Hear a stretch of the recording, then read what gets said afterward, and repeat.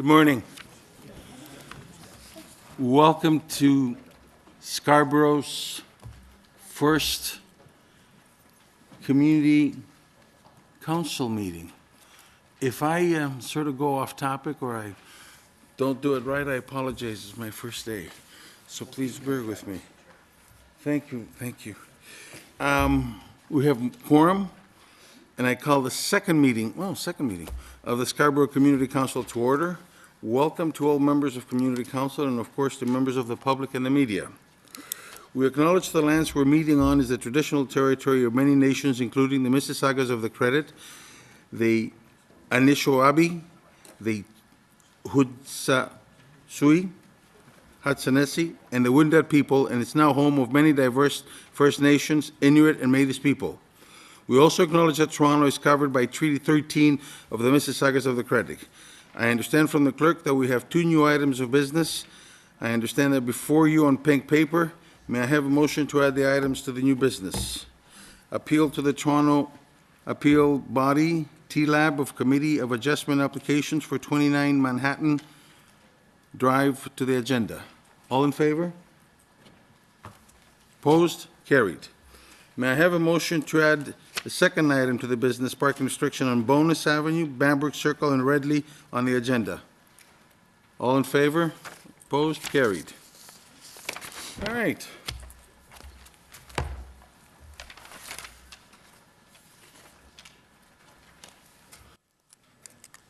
I will refer, Councillor Thompson has a request for something that you'd like to say.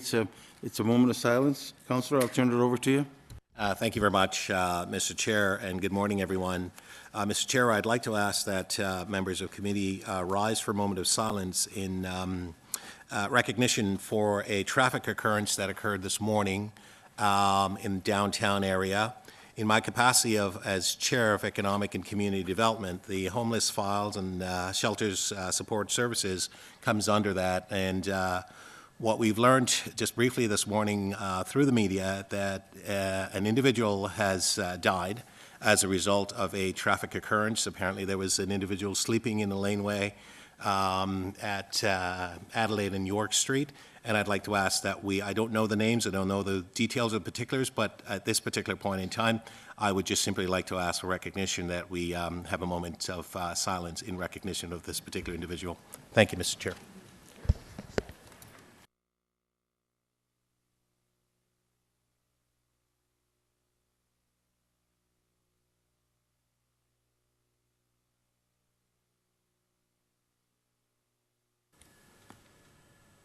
Thank you.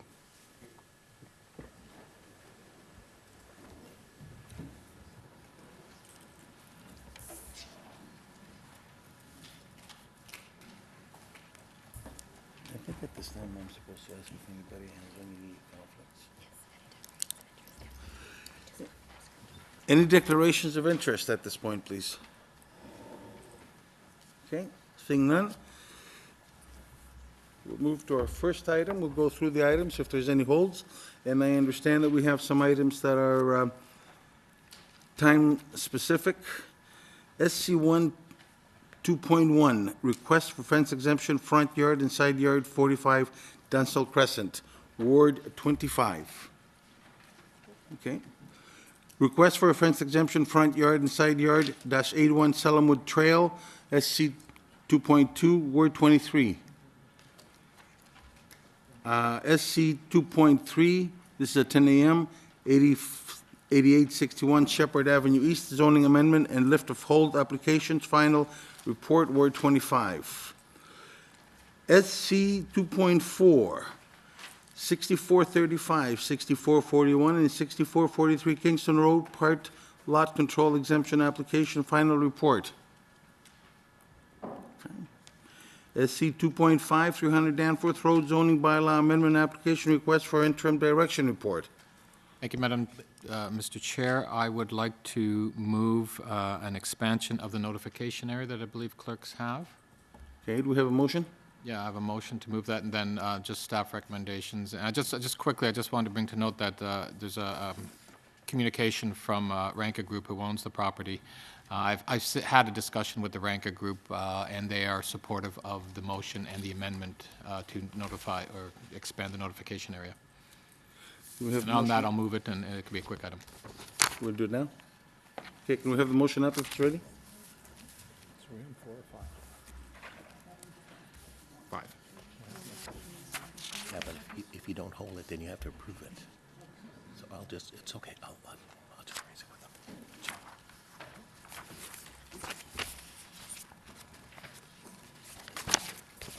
Yes, sir.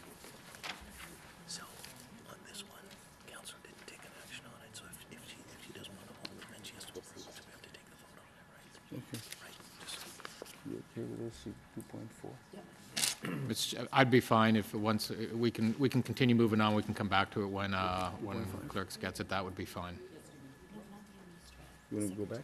Yeah, sure. Okay. Just, I've been advised that SC 2.2, 2.4, 6435, 6441, and 6443 Kingston Road.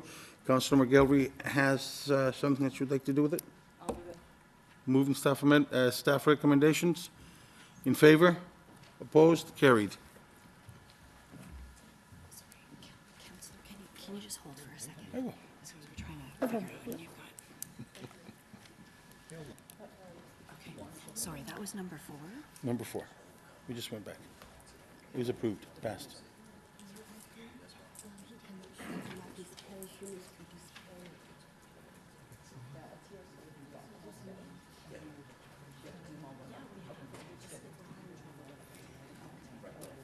I thought we could move them as a package.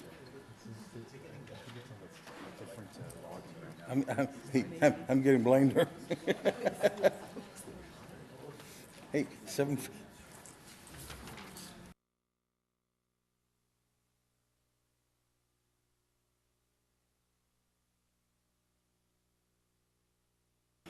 Bear with us, some technical difficulties, folks.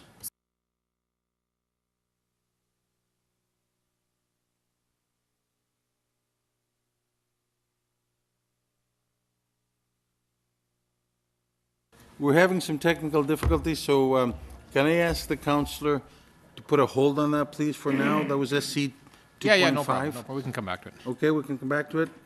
SC 2.6, 2200 to 2206 Eglinton Avenue East, 1020 to 1030 Birchmount Road, and 75 Thermos Road. Official plan amendment, Ward 21. Mr. Chair, I'd like to hold that item, please. All right. Hold. SC 2.7, 3060 Eglinton Avenue East, zoning amendment, draft plan of subdivision applications. I'll move the recommendations. Okay? All in favor? So ordered. SC 2.8, Golden Mile Secondary Plan status update and proposed boundary expansion, Ward 16, 20, and 21. Mr. Chair, I'll hold that item, please. You will hold? Okay.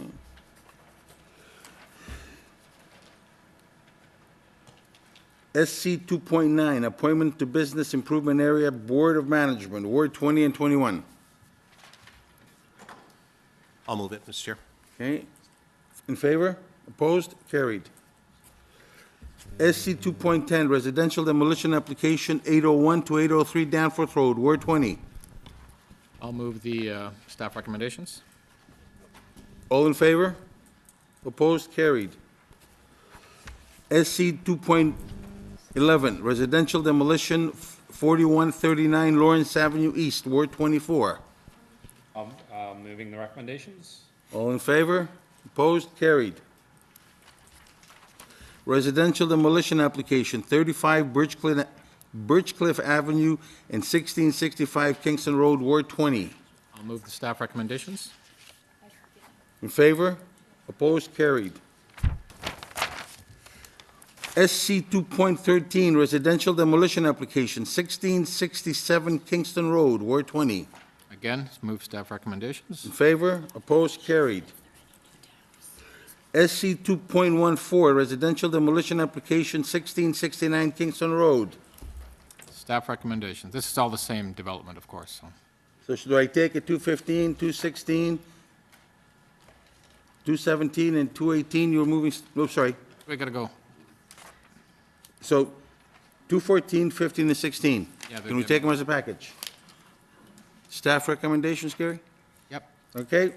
In favor? Opposed? Carried. SC 18, 2.17. Can you hold for just I one second? believe there's Hold. a deputant on that.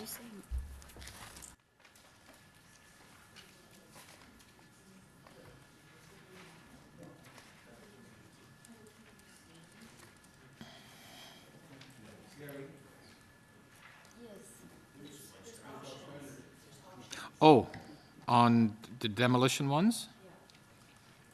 You're kidding. Oh, okay.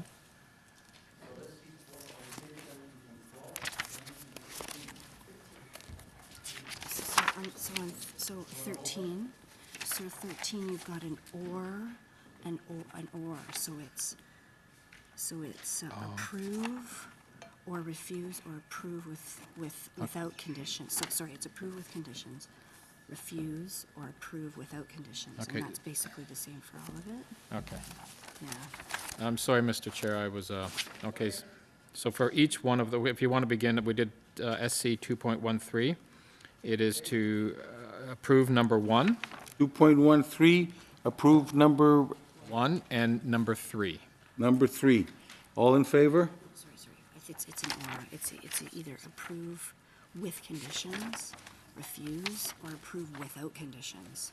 So it's or, it's just one. Mr. Chair, can I hold these items? Okay, And so I'll have you're to holding come from 213 to 216.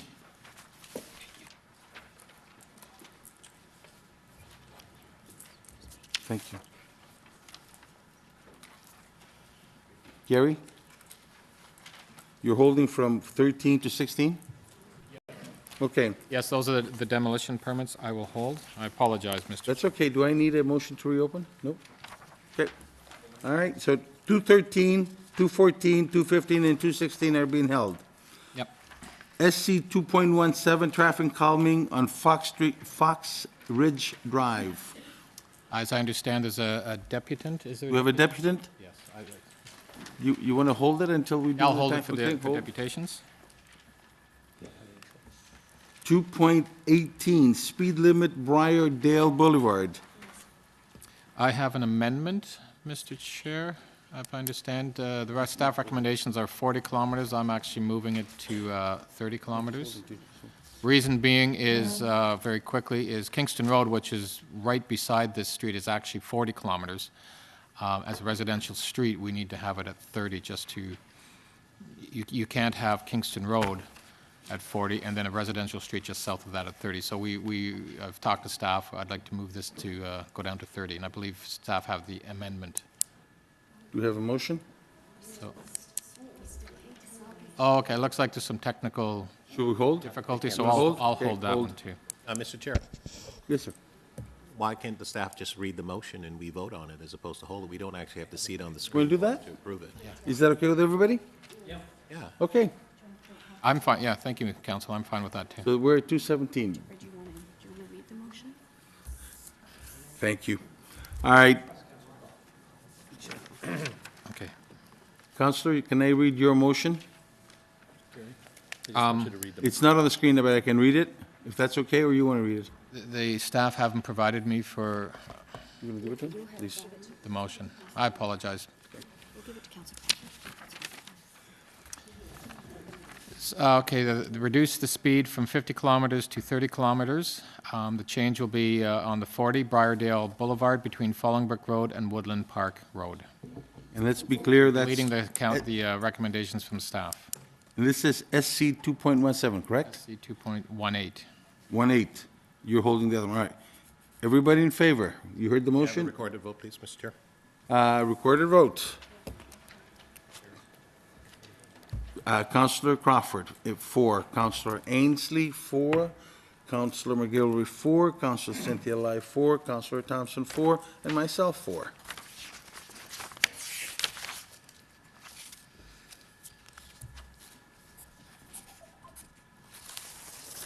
If you just want to say the motion passes unanimously. Sure. Item as amended. The motion passes unanimously. Moving item as amendment. In favor? Excellent, thank you. Now, we're at SC 2.9, lane designation Kingston Road at St. Clair Avenue. Moving staff recommendations. All in favor? Opposed? Carried. SC 2.20, Always Stop Control, Freeman Street and Eastwood Avenue. I would like to move an amendment to delete not and having it say Scarborough Community Council authorize the all-way compulsory stop control at the intersection of Freeman Street and Eastwood Avenue. You all heard it? All in favor? Opposed? Carried. SC 2.2, Item is amended for that one as well, sorry. item as amended. All in favor? Thank you. Like I said, first day. SC 2.21, Always Stop Control Review, Park Street and Sharp Street. Same as the prior one, I'd like to amend it by removing the word not, so it will say Scarborough Community Council authorize the all-way compulsory stop control at the intersection of Park Street and Sharp Street. All in favor? As amended. Opposed? Carried. Hey, Gary, now I got one of mine. There we are. SC 2.22, School Zone Review, South Lawn Drive. I'd like to move staff recommendations. All in favor? Opposed? Carried. SC 2.23, Pinch Points Review, Bentley Drive, Ward 24. I'll move the recommendations. All in favor? Actually, sorry, I'd like to move a motion to defer this until the May community council meeting. Okay. Do I have a motion to defer? All in favor? Opposed? Carried. SC 2.24, Always Stop Control, Green Crest Circuit, and Home Firth Terrace, Ward 24. Deputation on this. Deputation. You have to hold. Hold? Okay. The- Mr. Glavix has changed it.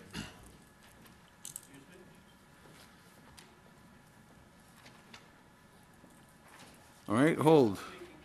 You are speaking? No. All right. SC 2.25, compulsory stop control, Scarborough Drive and Starfire Drive, northwest intersection, Ward 25. Move staff recommendation. Moving staff recommendations, all in favor? Opposed, carried.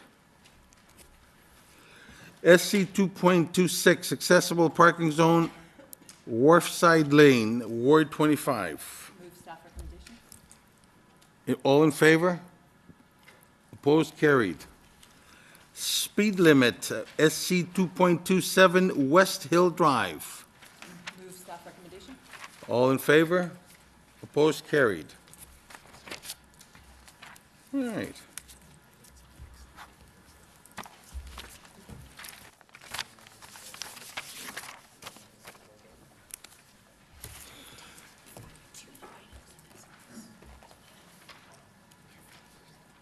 You want me to add them to the agenda?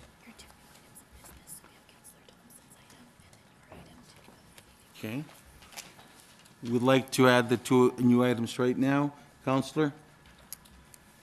You want to speak to it? Thank you, Mr. Chair. I'm just finding the item here.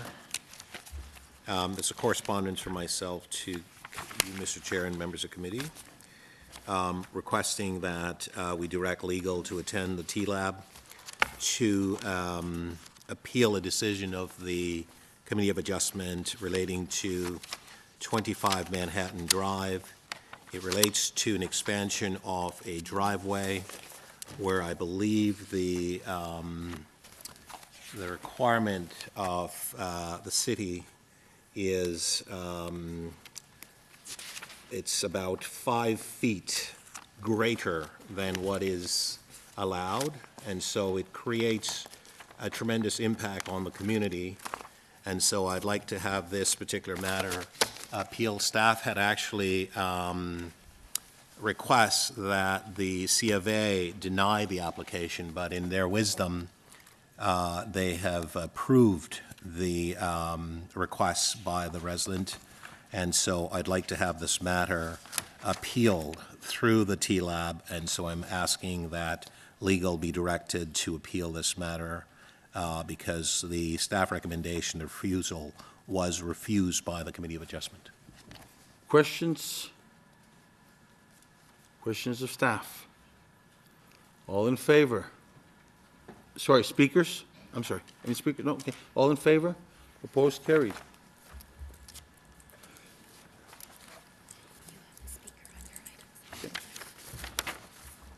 There's also another item that I'm bringing forward, and I understand there's a speaker, so I will hold it. We'll put a hold on it until the end, and we'll come back to it. All right. Mr. Speaker, I can dispense of those items 12 through 17 as quick, or 12 through 16, if you so All right, choose. Just can we give go it back my to that? no. SC 2.1, you want to take them as a package, Gary?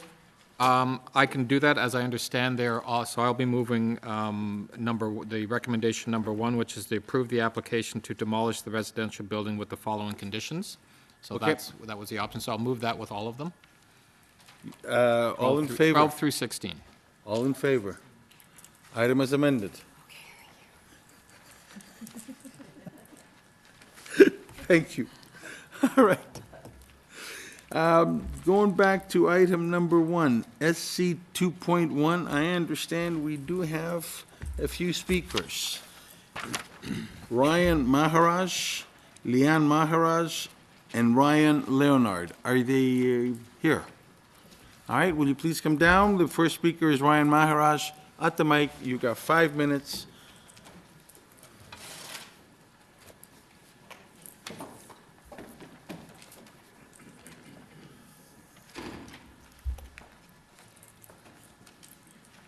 Mr. Maharaj, are you taking your time with Liana, if she's related to you, or are you speaking separately?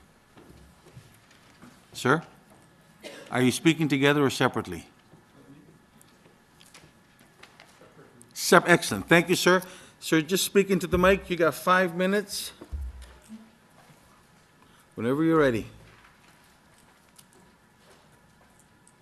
My name is Ryan Maharaj. I live at 45 Dunstall, Crescent.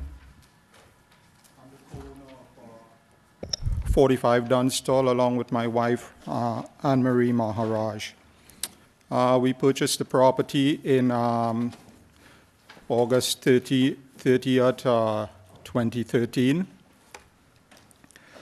And to the present date, we have been unable to enjoy our property.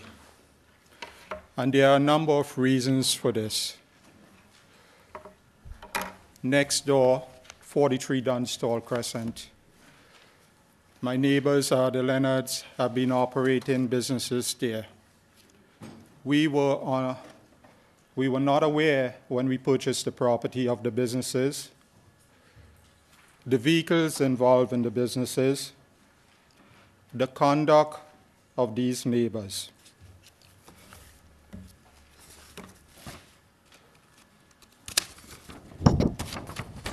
I have a picture here. I like to tender it. This is a picture of my home. As you could see, when you pull up on the driveway, the first wall in this house you're seeing is the garage. The garage is attached.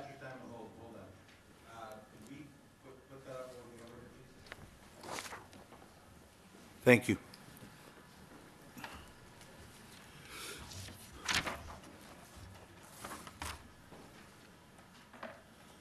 Go ahead, sir.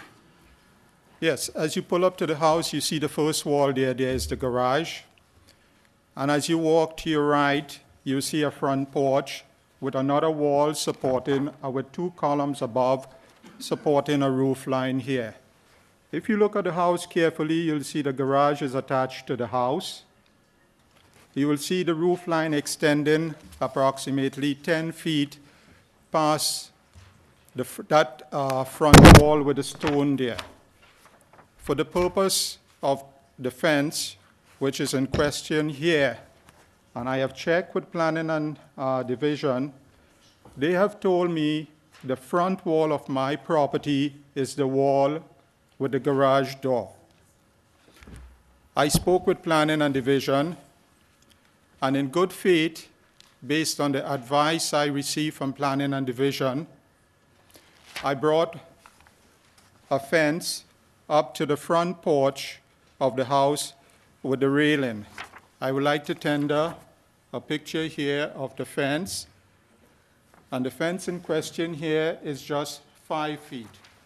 And the reason I brought that fence is because my neighbor, due to the fumes from his vehicles as a result of the business, due to the fact that he was piling up his snow against my house and materials from the business, hence the reason I had to bring that fence up to the railing.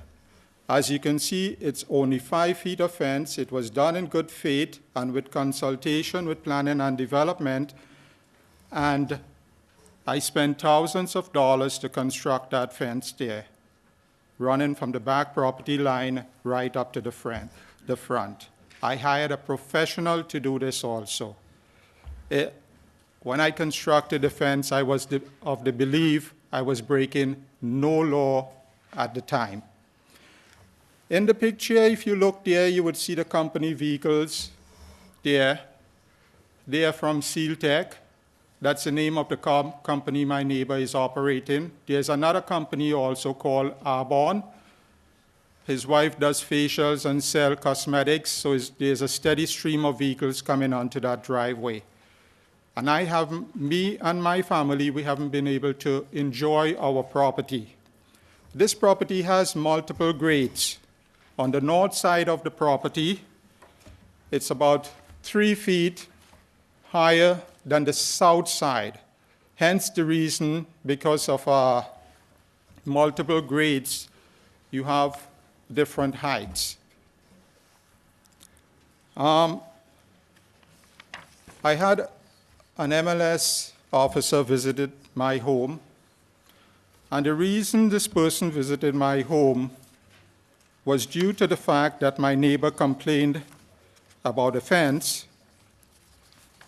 but the said fence my neighbor is complaining about, on the south side, I have a picture, he's using the same fence to lean his materials up against also. Mr. Chair, time. I'm going to give you an extra. Sir, because of some delays, I'll give you an extra 30 seconds, okay? Please wrap up. Thank you.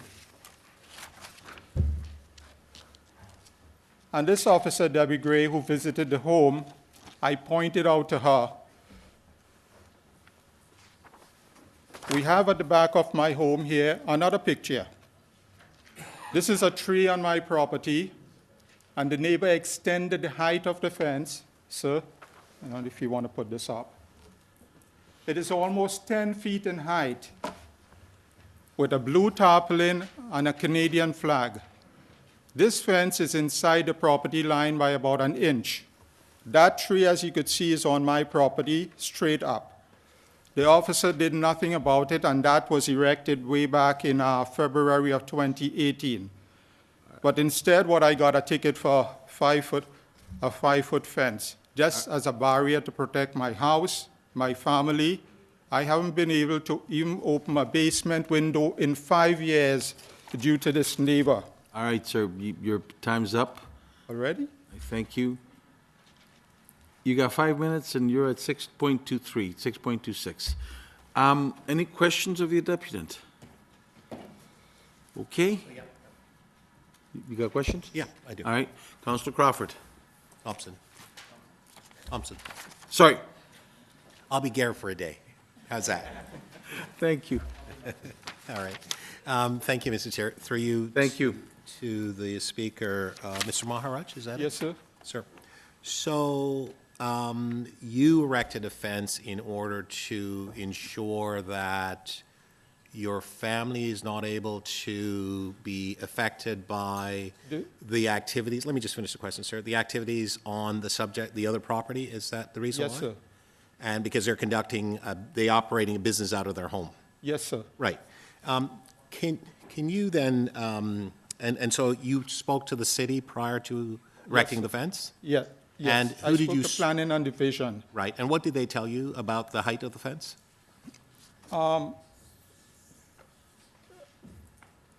They told me I could bring the fence up to the front railing.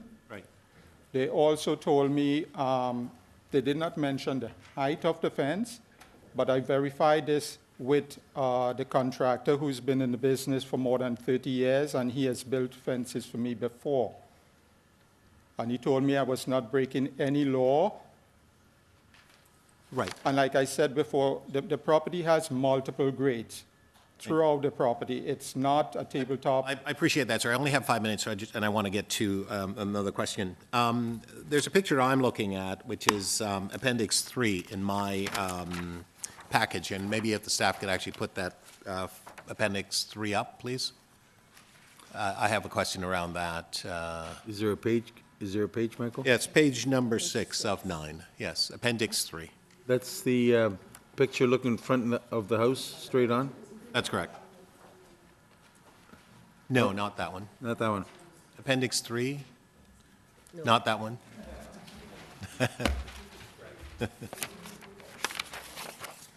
Not No. that one? Let's try it again. That's the one. That's the one, thank you. So, sir, I'm looking at that picture, and to my right, I guess to your left when you look at the photo, there's a vehicle that's parked, I guess, almost close to your property. Is that one of the vehicles that Yes, belongs sir. to your neighbor's property? Yes, sir, yeah. Right, and so at that area, what typically is done there? The vehicles are parked there from your neighbor's property? Yeah, the business is operated, the vehicles are remotely started, and we have video evidence up until a week ago. The vehicles are left running up to 48 minutes. As a result of this, we are unable to access our front door. You see the side gate by the garage? We have to use a side door, come around there just to exit our property, or come through the garage and exit because of the fumes. Right. And it has affected our health, and we have had to seek medical attention. Okay, and you have a doctor's note relating to that? I don't have it with me here, but the doctors have our records on file, Right. more than one doctor's. Fair enough. I noticed, sir, that one of the photos that you placed up, the one with the Canadian flag and the blue tarp, there was one that you had placed up. Maybe you could just put that up? So this was erected by your neighbor? Yes. And what does that mean to you? I have no idea, I see. because we have been experiencing multiple problems with this neighbor, and one of the... So you don't get along with your neighbor, is that correct? Would that be fair for me to say? We don't talk to each other. I have no ill will to the family. I have no idea why I've been targeted. When I moved to the property was in a severe state of disrepair, and I started fixing the property, all the issues with it, and every time he saw me, he would say, "Why don't you bulldoze the property?" And, I would just smile with him and just leave him. All right. I did. So thank you, sir. So the fence now, if you are granted the permission with respect to this exemption, can you tell us in terms of how it will make or impact your family then?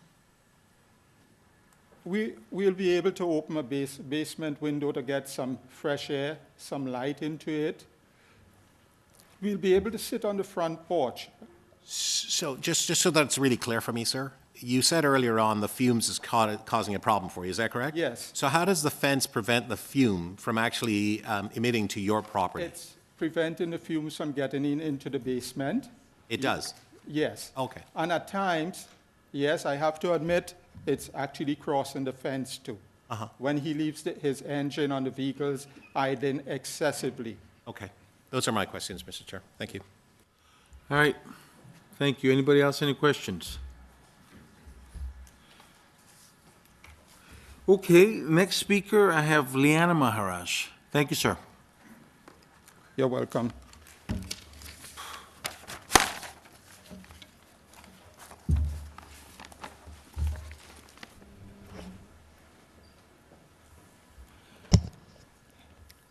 Whenever you're ready. Thank you. Please bear with me. I have much to say in a short amount of time. Honorable councillors, I am here to speak on the request for a fence exemption at 45 Dunstall Crescent and to give credence to the humanitarian, practical, security, safety, and privacy considerations pertaining to this request. My interest in this matter is both personal and a matter of civic duty. The residents of 45 Dunstall have been upstanding and law-abiding members of the community since the summer of 2013. They purchased the property not only for pride of ownership, but for well-deserved peace, enjoyment, and rest, as they are entitled to. None of this has ever been realized due to the residents of 43 Dunstall, as they behave without explanation and credibility towards the residents of 45 Dunstall. Rude, vile, disgusting, malicious, criminal, and intent to harm are ongoing and appropriate adjectives to describe their conduct.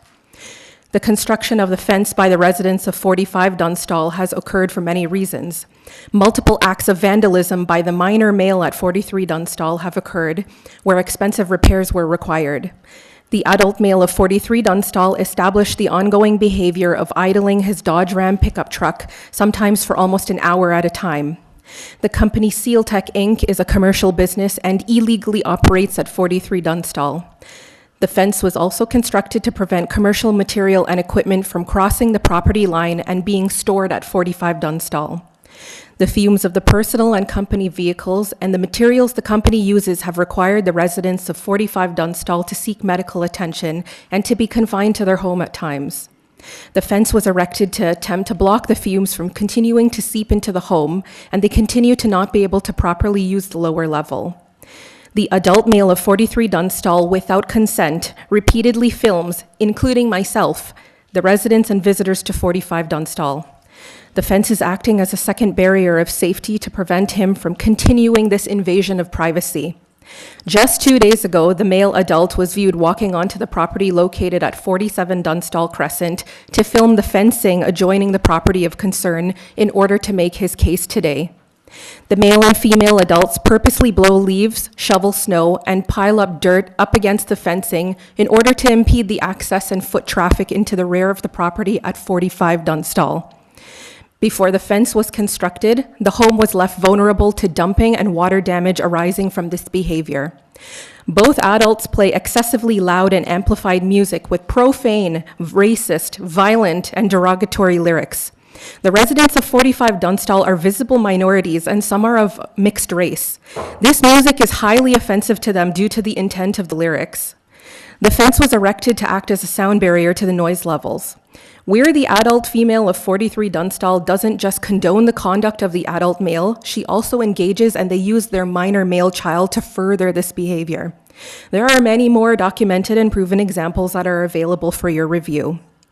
The city has a role to play in this matter as well. Residents in this neighborhood have been filing complaints against the residents of 43 Dunstall since at least 2007. The city has not attempted to resolve almost the entirety of these issues, one of which is the current illegal fence that was aforementioned.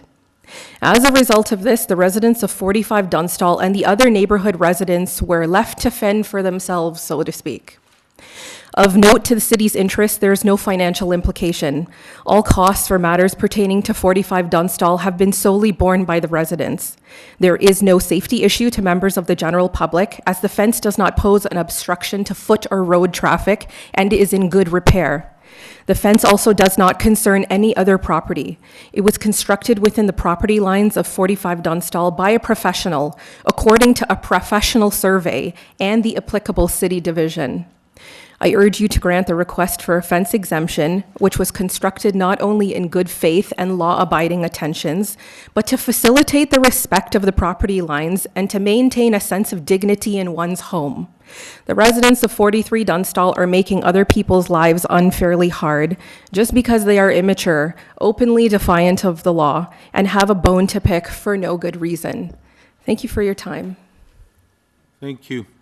Any questions of the deputant? Thank you very much. We do have another speaker, and that would be Ryan Leonard. Ryan? Ryan. All right. Looks like we don't have anybody else. Questions of staff?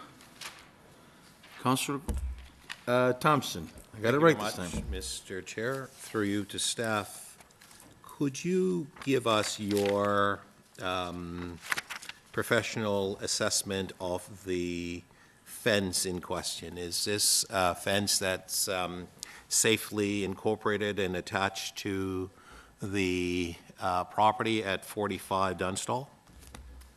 Through you, Mr. Chair, we have no concerns whatsoever with respect to the construction of the fence. It Right. seems to be, And what is our requirement with respect to the height of the fence? What's the sort of delta difference? the maximum height is 2 meters, so it's somewhat insignificant, the amount that they're in excess of that 2 meters. Which is the .25? Yes, correct. Okay. I think .3 on the one side and .25 Right, on the okay. other side. So- And it's by virtue of like a gate Yes, type no, I assembly. understand. Yeah. Yeah. And can you help me to understand, with respect to your professional opinion and your experience, exemption requests that has come to this committee in the past, could you help us to understand how does this vary? Is this dramatically different from requests that have been granted by this committee, or is it essentially in line? In my experience, I would say a fence of this nature would be in line with previous exemptions that were The approved. precedents that we have set Yes. prior. So absent of the relationship between the residents, and I hear it coming through clearly, our objective here is simply to respond to the request with respect to the exemption. Is that correct? That's correct. Right. And you're saying that exemption of this kind have been granted in the past, I would imagine, I would submit to you repeatedly by this body. Would that be correct and fair for me to say? Yes. that's Right. So what would, in your opinion, be a determinant for this body not to approve the request that's been made today by this particular applicant? Would there be anything that you would submit to us that professionally would prevent us from granting this request as it has been granted in the past? No, not from the city's perspective, and given that the affected adjoining property owners aren't here to speak to the matter. Right. May I then ask, and I realize, so your process, Mr. Sullivan, is municipal licensing and standard, is that correct? That's correct. That you're responsible for? So fence exemptions and fencing monitoring is part of your duties? Absolutely correct.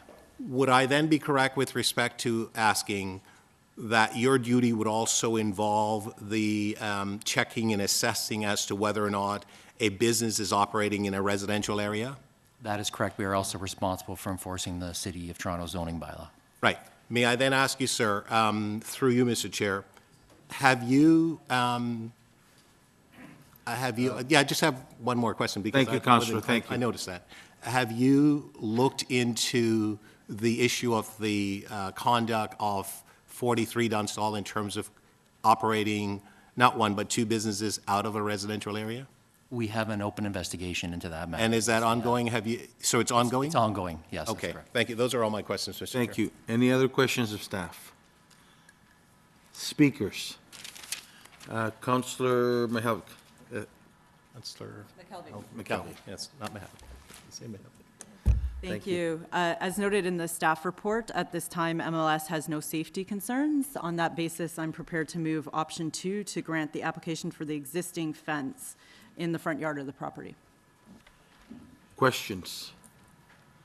Okay, all those in favor? Chair, I'd like to speak. Councillor Thompson.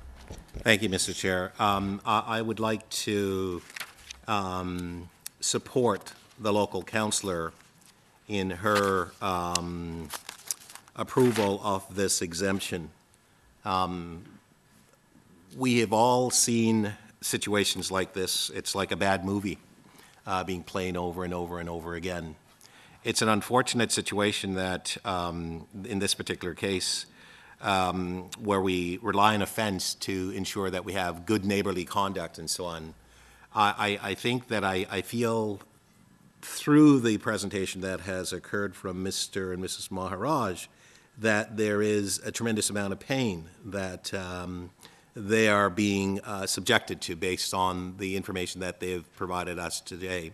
It appears to me that this fence, obviously, will give them some comfort, although I don't believe that in terms of the long term, the degree of comfort that they would seek is going to essentially be such that you will be as comfortable as you hope with respect to this fence.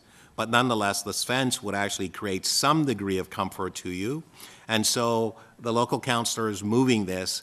This is not unique in that in the past, we have in fact, through this body, approved similar and perhaps even more, of a variance with respect to fence height.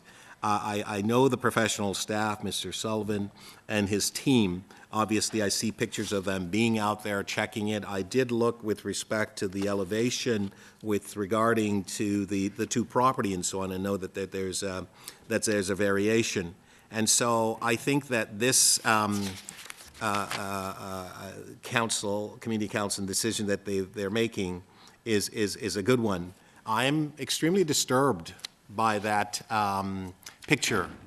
And while you look at it, it is a beautiful Canadian flag and a blue tarp. And I don't know who the other resident is, but it really suggests perhaps a message. It's the wrong kind of message that is being suggested here. And I certainly have not done any in-depth investigation, but based on what is being communicated by the Maharaj, I believe clearly that there is more to this than simply the matter of the fence.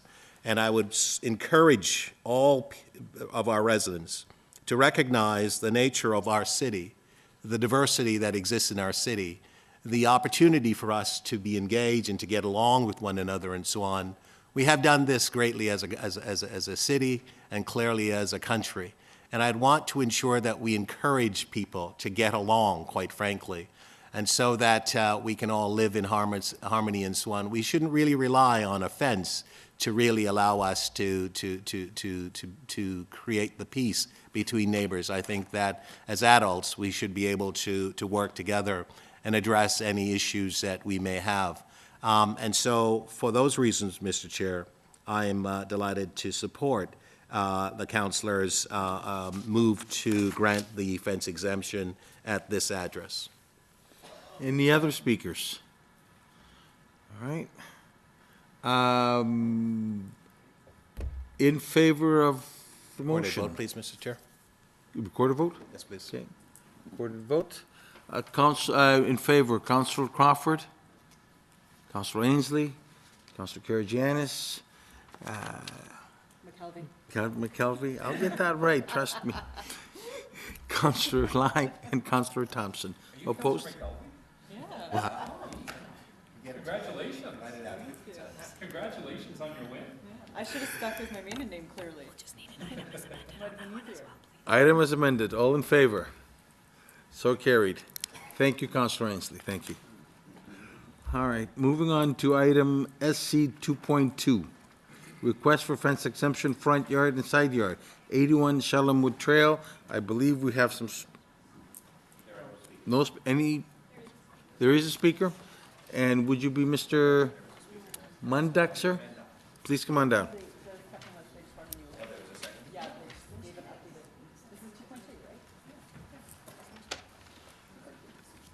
You ready, sir? Yes, You sir. got Good morning. 5 minutes. Go ahead, sir.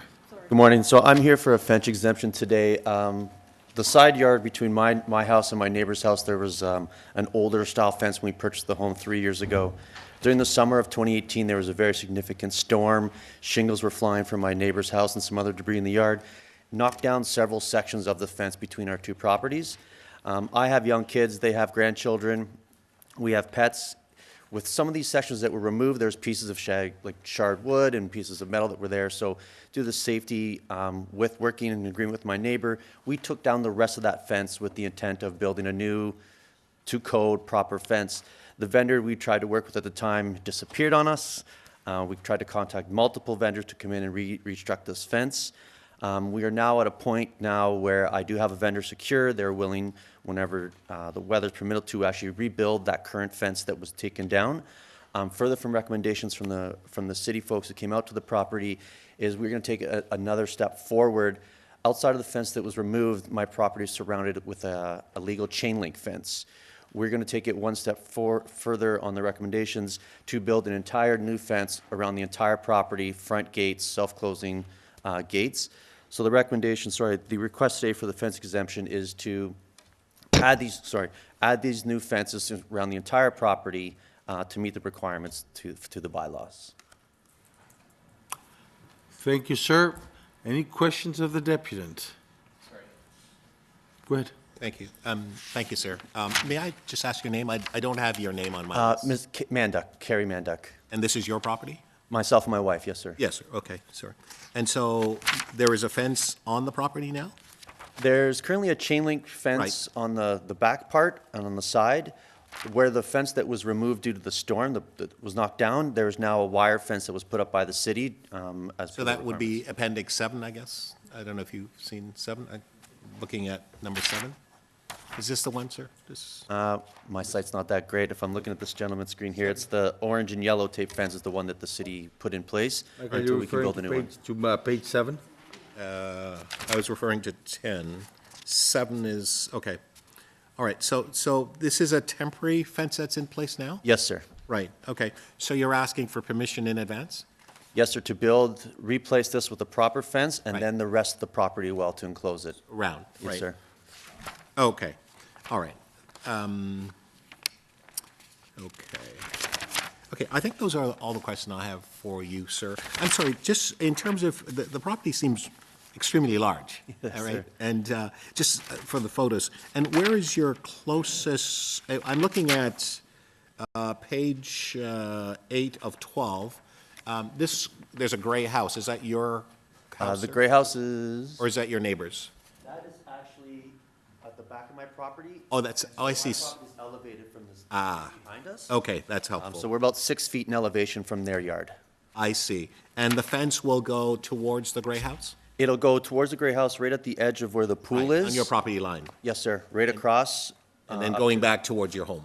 Yes, sir. Right. And, sorry, the height again that you're looking for, sir? The recommendation with the code is, I believe it was 2 meters is Yeah. the max. So we're going to work with, my vendor's going to work with the planning to make sure we comply with every Right. requirement. Oh, okay, great. Okay, thank you. Those are all my questions for you, sir. Any other questions? Questions of staff?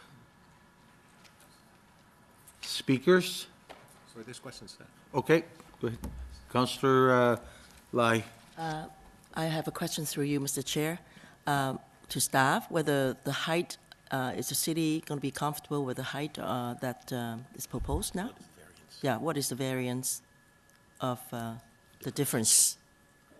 Through you, Mr. Chair, there is no height variance being requested here. The proposal is to erect the fence in accordance with the maximum height limit. The reason it's before you today is due to the fact that in our bylaw, it speaks to if you replace a substantial portion of the fence, you have to comply with today's standards, and that's with respect to if your rear wall has openings to access the pool enclosure area, you're supposed to have another fence across your yard to prevent people from being able to walk right out the back of your house and go directly into the pool enclosure area. Yeah. Will the new fence the applicant is proposing comply with the standard, do you think?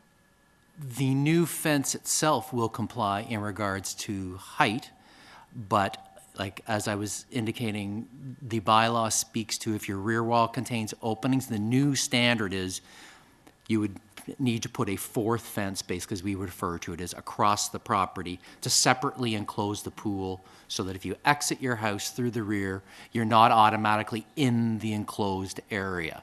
This was an existing condition already that had that condition, but our bylaw speaks to if you replace a substantial portion, and in this case, it's considered a substantial portion being replaced. Yeah.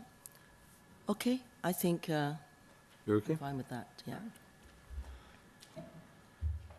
You think still want to refer? Speakers? Yeah. Well, Questions of staff? Anybody else? Okay, go ahead. Thank you. Councillor Thompson. Thank you, Mr. So, just turn you off. So I just want to make sure I'm really clear. Do you have a photo of the backyard that you can show us with respect to the rear wall and the issue as it relates to the pool?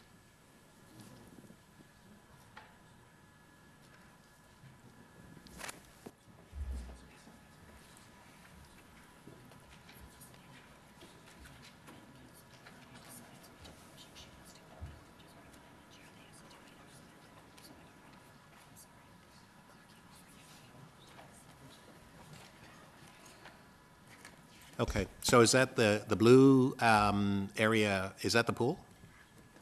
That is correct. Right, and so the existing chain link fence is at that arrow, I guess, the furthest one to the south, and you're showing the pool. So the issue is around containing the pool with respect to appropriate fencing?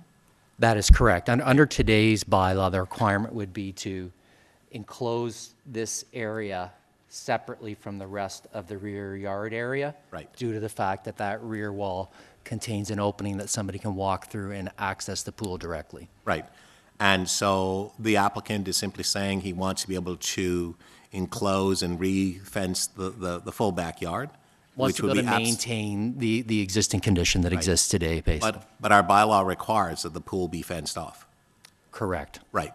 And so the applicant is suggesting that he wishes to do something a little bit different, which would vary from the bylaw? That's correct. He'd like to maintain his existing situation that he has today. Right. And so in the past, because we've had a few of these types of situation have come forward, we have never allowed, I think maybe one, and I think it was an extremely rare situation where we said, because of the way the house was configured and everything else, we said it was fine not to have the additional fencing. I'm only aware of one in my time here. Why would this be appropriate in order to allow this as it relates to the issue around safety and security, as it is the intended purpose of our bylaw, to protect the safety and integrity of, let's say, if someone breached the property, for example, and were to fall into the pool? So why would we allow this?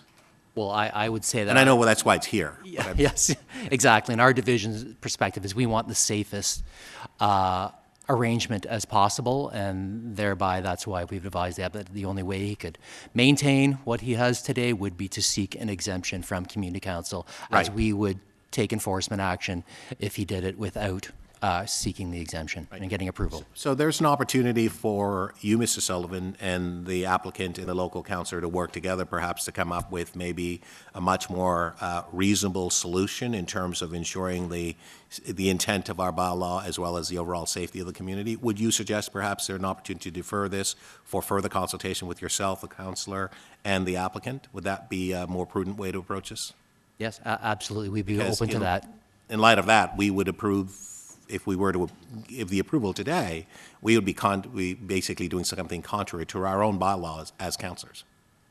Correct. Under today's standards of the bylaw, that's correct. Right. Okay. Thank you. Okay. Defer? Ready to move? Yeah. Mr. Councillor Chair, Lai, I move for a deferral of this until such time that staff Okay. work with the applicant. do we have a for the motion for a safety. deferral? Just so you are aware, if you Refer to staff. Okay.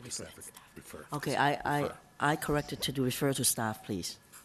All right, we do have a Yeah, for motion to consideration. defer to staff. All those in favor? Opposed, carried. Item as amended. All those in favor? We haven't amended it. We haven't amended it. All right, well, there you go. Thank you, Councillor Thompson. All right. I just wanted the staff to keep running back. Yes. All right, we have You don't think who is? item number SC 2.3, 8861 Sheppard Avenue East, zoning amendment and lift of hold applications, final report, Ward 25. Do we have any speakers? I'll move the staff recommendation. All right, moving staff recommendations. All those in favor? Opposed? Carried. Hey, did we hold?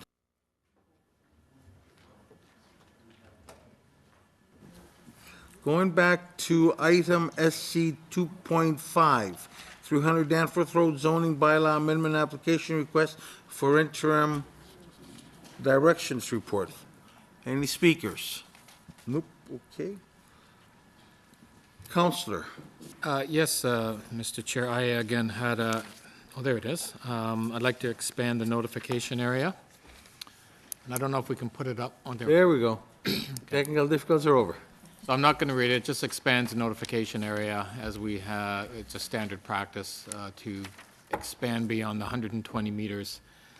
In this particular case, the streets outlined are the expansion areas that I'd like to move. Okay. Questions? On the amendment, all those in favor? Carried. Item as amended. I think I'm right this time. Approved, carried. All right. Councillor Thompson, you held SC 2.6, 200 to 2200 to 2206 Eglinton Avenue East, 1020 to 1030 Birchmount Road, and 75 Thermos. Official plan amendment application. Preliminary report. Yes, I did, Mr. Chair. Mr. Chair, I'd like to ask staff just a few questions, if I could. Questions of staff? Planning staff. Great. So, can you describe the area in question? Councillor? I Okay. think we have some speakers. Sorry Yeah, about that. that's right, okay. Can we, Laura? Laura Hammond, is that? Laura Hammond, yes, would you be in the room? I didn't see her, actually. Laura? Laura, all right. She's not here. Thank you. Councillor, you can still proceed, please. Thank you, Mr. Chair. Through you to staff, could you describe the subject property, 2200, 2206 Eglinton Avenue, 1020, 1030 Birchmount, and 75 Thermos? Certainly. Through you, Mr. Chair. The property is located at the northwest corner of Birchmount Road and Eglinton Avenue East in the Golden Mile Secondary Plan Study area. The site currently includes mixed uses, including a 7-story office building as well as low-rise non-residential buildings. And it has frontage on 4 streets, actually. So Eglinton, Birchmount, Thermos Road to the west, and a portion on Ashtonby to the north. How many jobs are on site currently? My understanding is it's currently it has the capacity to accommodate approximately 1,000 jobs. Right. My understanding is quite a bit of vacancy currently At in the the moment. existing buildings. Right.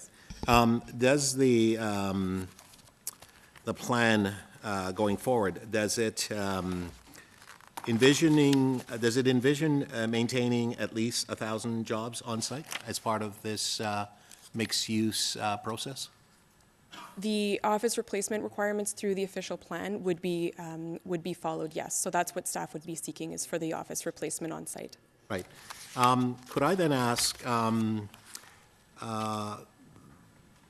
the issue around sort of, I guess what I would term it as the healthy development index, when you look at development, is that something that is incorporated, so from the Chief Medical Officer of Health, for example, that her and her staff could maybe take a look at this site and take a look at what would be the appropriate, I would say, the healthy index as part of this development in terms of making sure that it is, the environment is really conducive for, I would say, healthy movement and healthy activities on this site as well as other sites? Is this something that you do? The site itself is being looked at through the, just one moment. Sorry. Sorry, it's a little bit distracting. The site itself is being looked at through the. I'm just having a little bit of difficulty hearing. Councillor Crawford? Thank you. Not so much Councillor Crawford, it's just the sound, it's not coming. Is the mic on? That better? The mic is on. Yes. Thank you, that's Oh, yeah, much then better. Speaking to the mic then, thank you. I was, but perhaps I'll speak closer. So this application is being reviewed in the context of the Golden Mile Secondary Plan Study, which is looking at an overall transportation network that would include active transportation. Yes. So it is certainly part of the Golden Mile Secondary Plan Study. And like other applications within the study area, it is being reviewed concurrently with the study. Would you need a motion from me today to ask that the medical officer of health be looked at in terms of a healthy index, or is it as part of the process would be able to incorporate that in terms of your discussion with the applicant? We could certainly reach out to the officer, as you mentioned. We don't necessarily need a formal motion to do so. Fair enough. Can you help me then to understand TMI on this site? Is there a TMI component?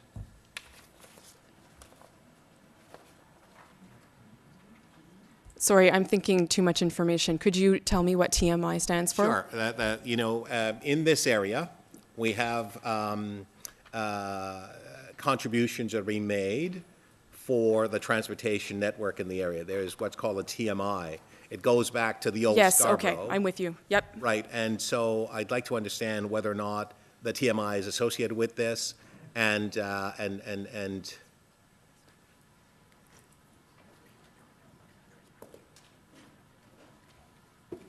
So through the Golden Mile Secondary Plan study, we're looking at the Transportation Master Plan, at a future Transportation Master Plan for the area. Right. So as part of that review, we're looking at a number of different transportation improvements through that process. you then tell me a little bit about consideration with respect to public art and so on for this site? Absolutely. So this site, as well as other sites within the Golden Mile, is being looked at through the emerging public art master plan for the Golden Mile. So there are different locations where we will be seeking to include public art, including this site. I don't need to move a motion today with respect to that? No, sir. Okay, then finally, can you tell me, Mr. Chair, I wasn't at 5 minutes. Sorry, keep going, don't worry about it. Can you tell me, please, with respect to, in this area, the parkland, what is the plan there with respect to ensuring that there is sufficient amenities for the public and for the community use at large? Absolutely. So based on the current alternate rate in terms of parkland requirements, so this would be a mixed-use redevelopment, and it's a larger site, so it would trigger the 20%. And so that we've had discussions with the applicant in terms of that on-site dedication requirement. However, it is being looked at in the broader Golden Mile perspective. So in terms of the parkland distribution, we're looking at the sort of ideal locations or preferred locations for larger parks throughout the study area. Right. But this site has been flagged for on-site dedication, yes. Right, so you have the study that's taking place right now, the Golden Mile study. Yes. And so the preferred process with this application is to do that concurrently with respect to the study, or do it as a standalone? Concurrently, Okay. as we have been doing with other active applications within the Golden Mile. Right. And just finally, do you believe that the statutory requirement of 120 meters is sufficient, given the actual nature of this particular site and the potential impact that it would have with respect to traffic and everything else that would converge onto the activities in this area, whether or not it's Ashtonby, Thermos, Eglinton, and or Birchmount? Do you think that's sufficient? I would say that there is an opportunity for this application to be brought to the community in tandem with the meetings regarding the Golden Mile. So there is an opportunity to reach a broader group, but it may make sense to broaden the study area boundaries or expand them. All right, thank you. You're welcome. Thank you, Mr. Chair. Thank you. Any further questions of staff? Speakers? Councillor Thompson. Thank you very much, Mr. Chair. There is a motion that, I think staff's given me the wrong motion, but the motion is that I'd like to Hold on, amend. Councillor. I put your time on hold. It's okay, I have the wrong motion. It has, oh, actually, I was being Councillor Crawford for the day, so I guess that's okay, because I have Councillor Crawford's motion. You see, it even Yes, so confused me. Councillor Crawford for the day. Okay, Mr. Chair, I'd like to, on 4II. You're good to start again, Councillor? Yes, please, thank you. There you go. I'd like to move that we provide a notice for community consultation be given to the residents and landowner in the area, and that notice area be 300 meters as opposed to the required 120 meters. I think that this is a very important site. In fact, my first real warehouse job that I had as a young boy, was on Thermos Road, working for Canadian Thermos, actually, Mr. Chairman, as a summer student. So this is all coming back home now in terms of being able to see the transformation that potentially could take place in this particular area. This site is the former site of the Warner Lambert and the candy gum factory. As a young boy, we used to spend a lot of time getting extras from the workers there. So it's very much a site that I am very, very aware of. Across the street, all of the kids in the community would play in Maidavale Park there. And so this area has a tremendous impact with respect to the community. Aviva, the insurance company, was located there for many years, and they have moved north of the city. And so I know a number of folks have come forward, development folks have come forward wanting to develop this site. Some were not amenable with respect to the replacement of the jobs that are there. I'm not supportive of any application that will come forward not wanting to replace the job. As Chair of Economic and Community Development, there's no way I could support that. I understand that there is, as part of the application, there's a requirement, there's an opportunity where more people will come and live in the area. Clearly, we support that and so on. The question is how. The question is, what is the built form going to look like in terms of this site? And I think we should pay a lot of attention. I want to see that there is the component of the healthy index. We want to see that we look at the arts and the cultural component in this area so that it will be a great place for people to live, work, and play.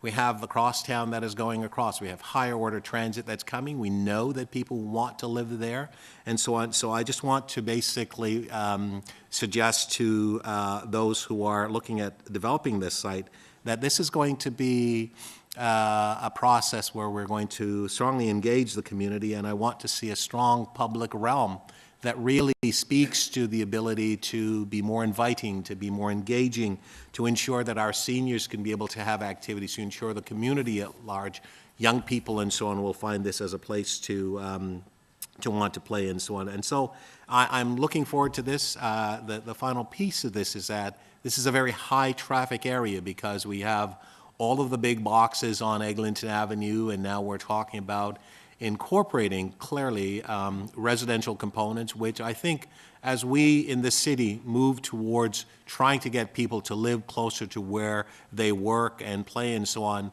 while it's a good thing, we want to make sure that it's done properly. And so I'm looking forward to the process and the meetings that will come forward. I think it's important for us to have a more expanded area because within a 120 meters, there's limited amount of residential areas. We have 1021 Birchmount, which is on the immediate east. Are we at 5 already? It says 336. No, listen. Oh, okay, fair enough. Okay, and so I think it's really important for us to be able to do that and engage all of the communities around Iron View. On the south side, I know Councillor Crawford's area would also be impacted as well with this particular site. And I suspect that the councillor will also want to have an active role in this because of the area where this site is located and so on. So I'm looking forward to this matter coming forward. I know that our professional staff will do an amazing job and so on, and I'm looking forward to working with the staff. So my motion. Is that what you want? Yes. Okay. Yes, thank you. Thank you, Mr. Chair. We'll display Yes, it now. sure. Any questions of Councillor Thompson? I do have a question, Councillor. Would you accept a friendly amendment to move from 300 meters to 500 meters? To make sure that we do encompass, I mean, like the 300 meters right across the street, if I'm not mistaken, there's a creek that's on there? Sorry? There's a creek on the north side of the property on Birchmount, just behind the police station. There's a T. Yes, There's a big, so the 300 meters will probably end up at the park. If we extend that a little bit more, it might reach, would that be okay? Fine, yeah, sure. Okay. Any other questions? Any other speakers? Okay, motion as amended. Okay, thank you. Item as amended. All those in favor?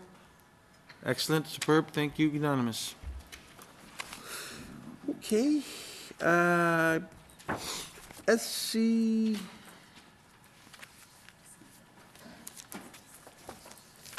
.7, right? 2.7? We're doing, okay. SC 2.8, Golden Mile Secondary Plan Study, Status Update, and Proposed Boundary Expansions. Ward 16, 20, and 21. We do have a speaker, I believe. This is on 8. Thank you. We have a representative from the Bank of Nova Scotia. Thank you.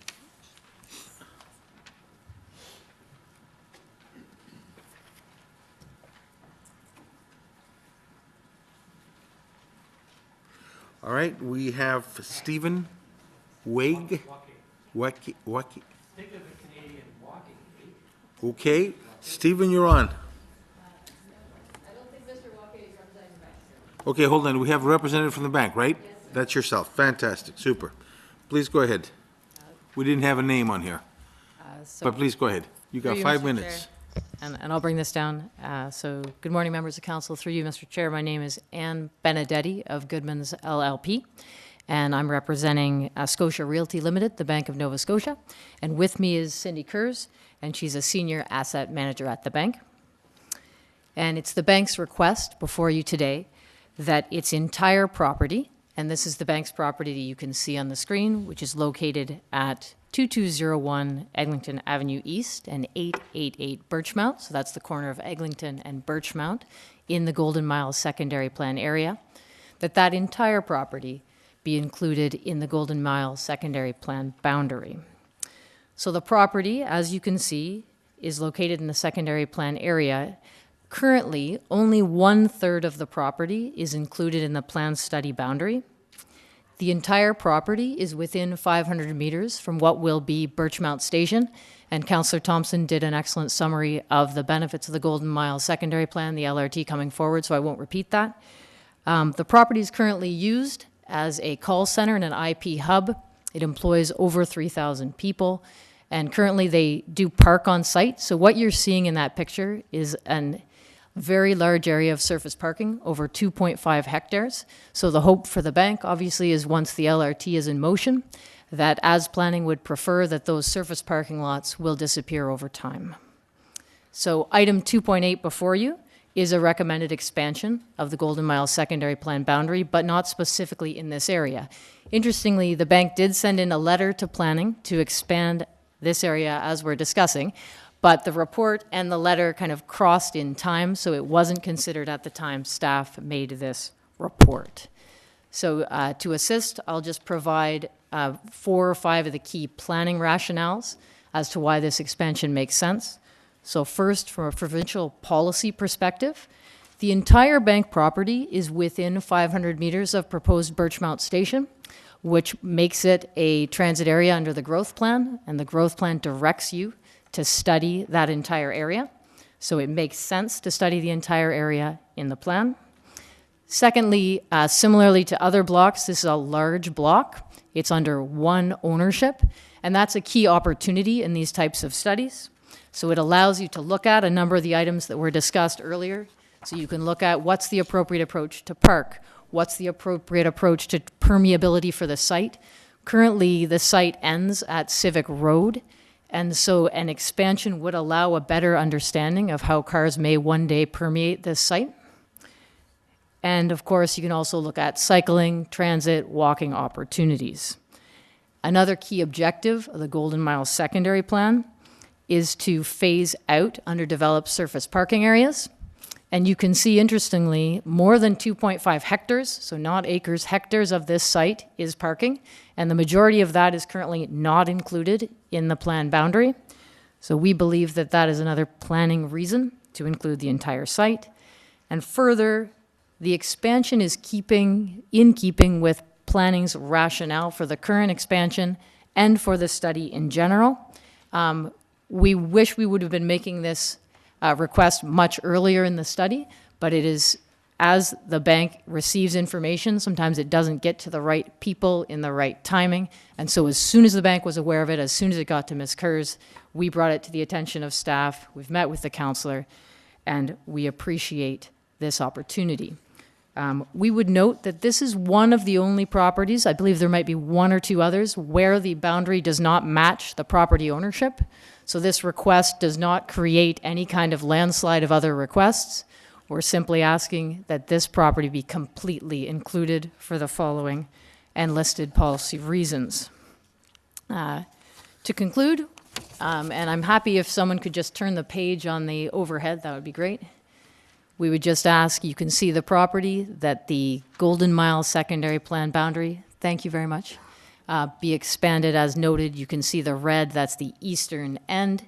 This is an important property. It is really the eastern gateway. The property directly to the north is the property that was before this community council earlier, and Councillor Thompson spoke to its importance. As a representative of the bank also sees this property as being a very important gateway to this area. And I'm happy to answer any further questions, as is Ms. Kurz.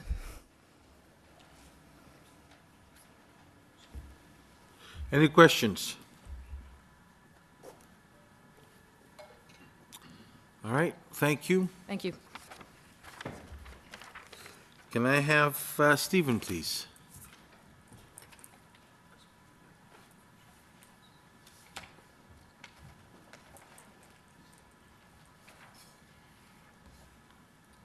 Yes, thank you, Mr. Chair and Right, so go members ahead, of please. council.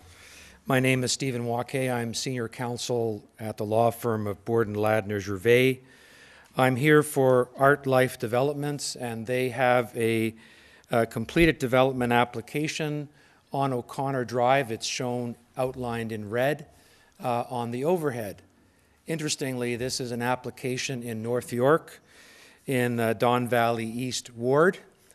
Why am I here? Good question. So let me just say first about our application. Our application does not require an official plan amendment.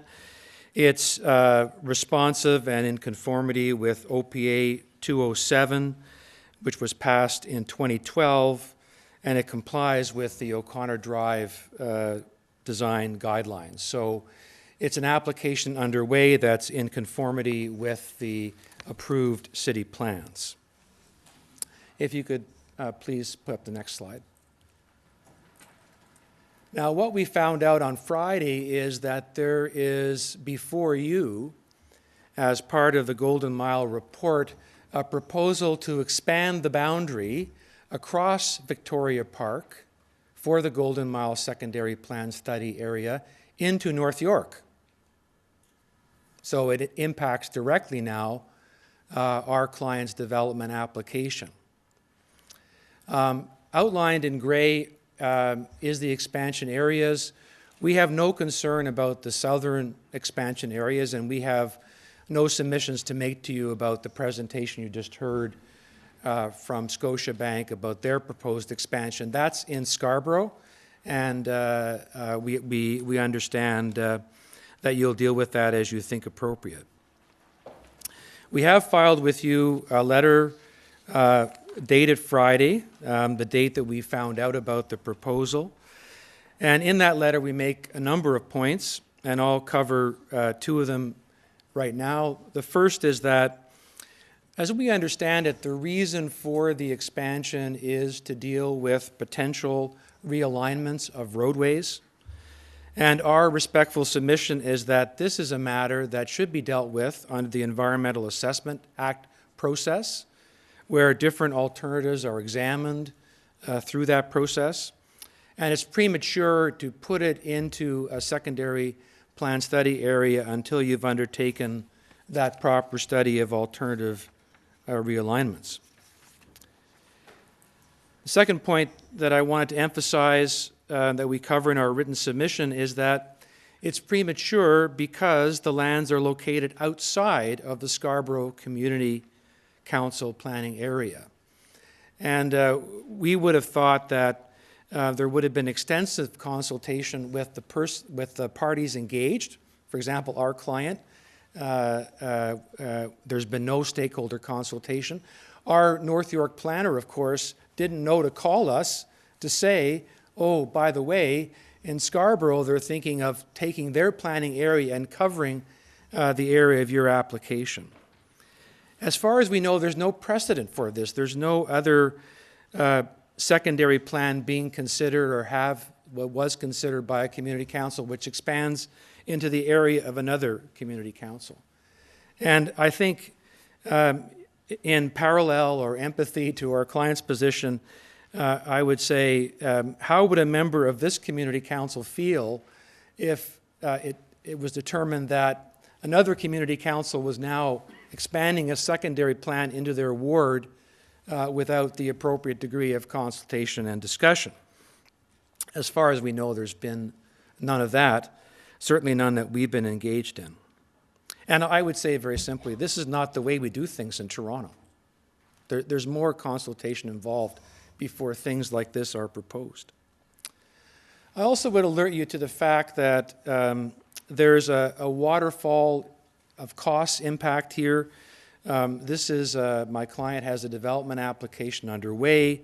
If in due course the land is acquired for a realigned road, there'll be whole range of claims for delay damages that would result. So before a step is taken to trigger those kinds of claims, some reflection, I suggest, is appropriately required. So our request today is that Community Council defer the consideration of this item until the next meeting so that these issues can be considered. If the wish of Community Council is to separate this boundary issue, the expansion of the boundary west of Victoria. Wrap up, sir, please. Yes, from the others, we have no concern about that. The item we need to have concern to deferred is the expansion of the boundary into North York. Thank you, sir. Thank you. Any questions of the deputant? Seeing none, I thank you, sir. Sorry, Councillor Thompson. Yes, thank you, through you, Mr. Chair. Sir, can you just speak to the adverse impact on your client with respect to this particular process? The concern is that our application will be delayed. Right. Our application is in conformity with plans in North York. It should proceed until there's some determination through a proper process that it's required for roadworks. Right. So I understand the delay aspect. So obviously your application being in would take some time to process. Would you agree with that? Yes. And the time to process your application, do you know through questioning, and have you spoken to staff in terms of the secondary plan review that's being done, whether or not they would sort of coincide as to not impact your application? That's the problem. There's been no discussion at all. We don't, if Scarborough staff has talked to North York staff, we're not aware of it. I see. Okay. Thank you very much, sir. Thank you, Mr. Chair. Thank you, sir. Any further questions? Seeing none. Questions of staff? Yes. Councillor Thompson. It's okay. Thank you. Sorry. Ms. Caldwell, could you help us to understand, please, the rationale with respect to adding the O'Connor piece to this secondary plan review that's taking place for the Golden Mile? Yes, was that the end of the question? I'm sorry? Was that the end of the question? That Yes, was when I okay. stopped, Through you, yes. Mr. Chair. As part of the Golden Mile Secondary Plan, there is a larger transportation master plan process that is ongoing that encompasses an area beyond what you see on the screen today. So a number of the big moves, as we're calling them, for Golden Mile include both new streets and the realignment of existing streets. So the contemplation for the potential realignment of O'Connor, which looks at the west side of Victoria Park, is being reviewed very closely in terms of unlocking development potential within the Golden Mile. So as part of the secondary plan process, we are looking for further direction to study those lands west of Victoria Park in order to better understand what those implications will be. And this would not simply be a secondary plan process, there would also be an EA requirement as well to look at the realignment of O'Connor in more detail. Right. So the consultation process in terms of informing applicants, I guess, because I know that on the Scarborough side, business owners and others were aware of the secondary plan process because we had a very, very large or well-attended meeting in the area of Victoria Park and St. Clair. I don't remember the dates, but if I were to check my records, I would have that. Well-attended, lots of questions asked and so on. And at the time, this particular parcel or part was not party to that study. Is that correct? At the time, no. Right. At what point did it come to your or your team's attention that this needed to be part of this? Because as part of the secondary study, you were studying the traffic issue as well. Would that correct? Be correct? That's correct. The broader transportation impacts. Yes. That's correct. When we were exploring the potential realignment of O'Connor Drive, we reached out to our colleagues in North York, who and we had discussions with them about that potential realignment, and so we discussed some of the properties that would be affected. And my understanding is that North York staff had a preliminary consultation meeting with the applicants of 1861 prior to the submission of the application, at which time they were advised that the potential realignment of O'Connor Drive was something that was on the table as part of the Golden Mile Secondary Plan study. Fair enough. So what's rather confusing to me, and I know that we had this discussion many moons ago, it appears, that we talked a little bit about this flow into the North York and or the Toronto side at the time, in view of the fact that this was such a very significant area of Scarborough. It was of concern to me that it would overlap in the downtown where we would lose control of this. I suspect that's the same thing the last speaker is speaking about with respect to his client's site. How do we square this? Because I understand that as when I look at the information, it suggests that this may go to the housing group, this may go to the executive committee, this may go to North York, may go to Scarborough. So this becomes like a planning football, and where will it land? And because this is significantly a Scarborough development, I'm just wondering, what is your suggestion? Because I think it's all kind of dangling. It's not really clear to me as to where it's going to go. Sure. This may be better answered by someone from legal staff, or Paul? Well, Mrs. Zuliani or legal, okay. Mr. Zuliani? Mr. Chairman, and through the chair, there is a procedural bylaw and... Just 30 seconds. Councilor Thompson, would you want some more time since it's in your ward? Well, yes. More than 5 minutes. Yes, but he can take it. Okay, thank you. To explain it. Thank you. Thank you. Yeah, that's fine. Thanks, Mr. Chair. Through the chair, there is a procedural bylaw that indicates that when matters cross boundaries, community council boundaries, that we go to a citywide standing committee, which would now be the Planning and Housing Committee. And that way, citywide matters get considered. So that would be one method, and the required method at this time to move forward with a final report on this matter, because it crosses boundaries and therefore there's consideration by a cross-section of councillors. And then ultimately the matter will go on to full council, where all the councillors will be able to consider the matter. So just as a follow-up, Mr. Chair, through you, when we first started to deal with this particular application, there were no issues with respect to additional areas of coverage and so on. And so had it have been such, we would have wanted to explore that a little bit further. Could this work not be done independent of the Golden Mile secondary study? Through the chair, again, if community council and council gives us authorization to proceed, we can explore those matters as part of the work we're doing. We don't know what the outcome will be. As indicated, there's also an environmental assessment process that's required here if there's a requirement to alter O'Connor's alignment. So there are other processes, and there's time to consider those matters. Okay. Thank you, Mr. Chair. Thank you.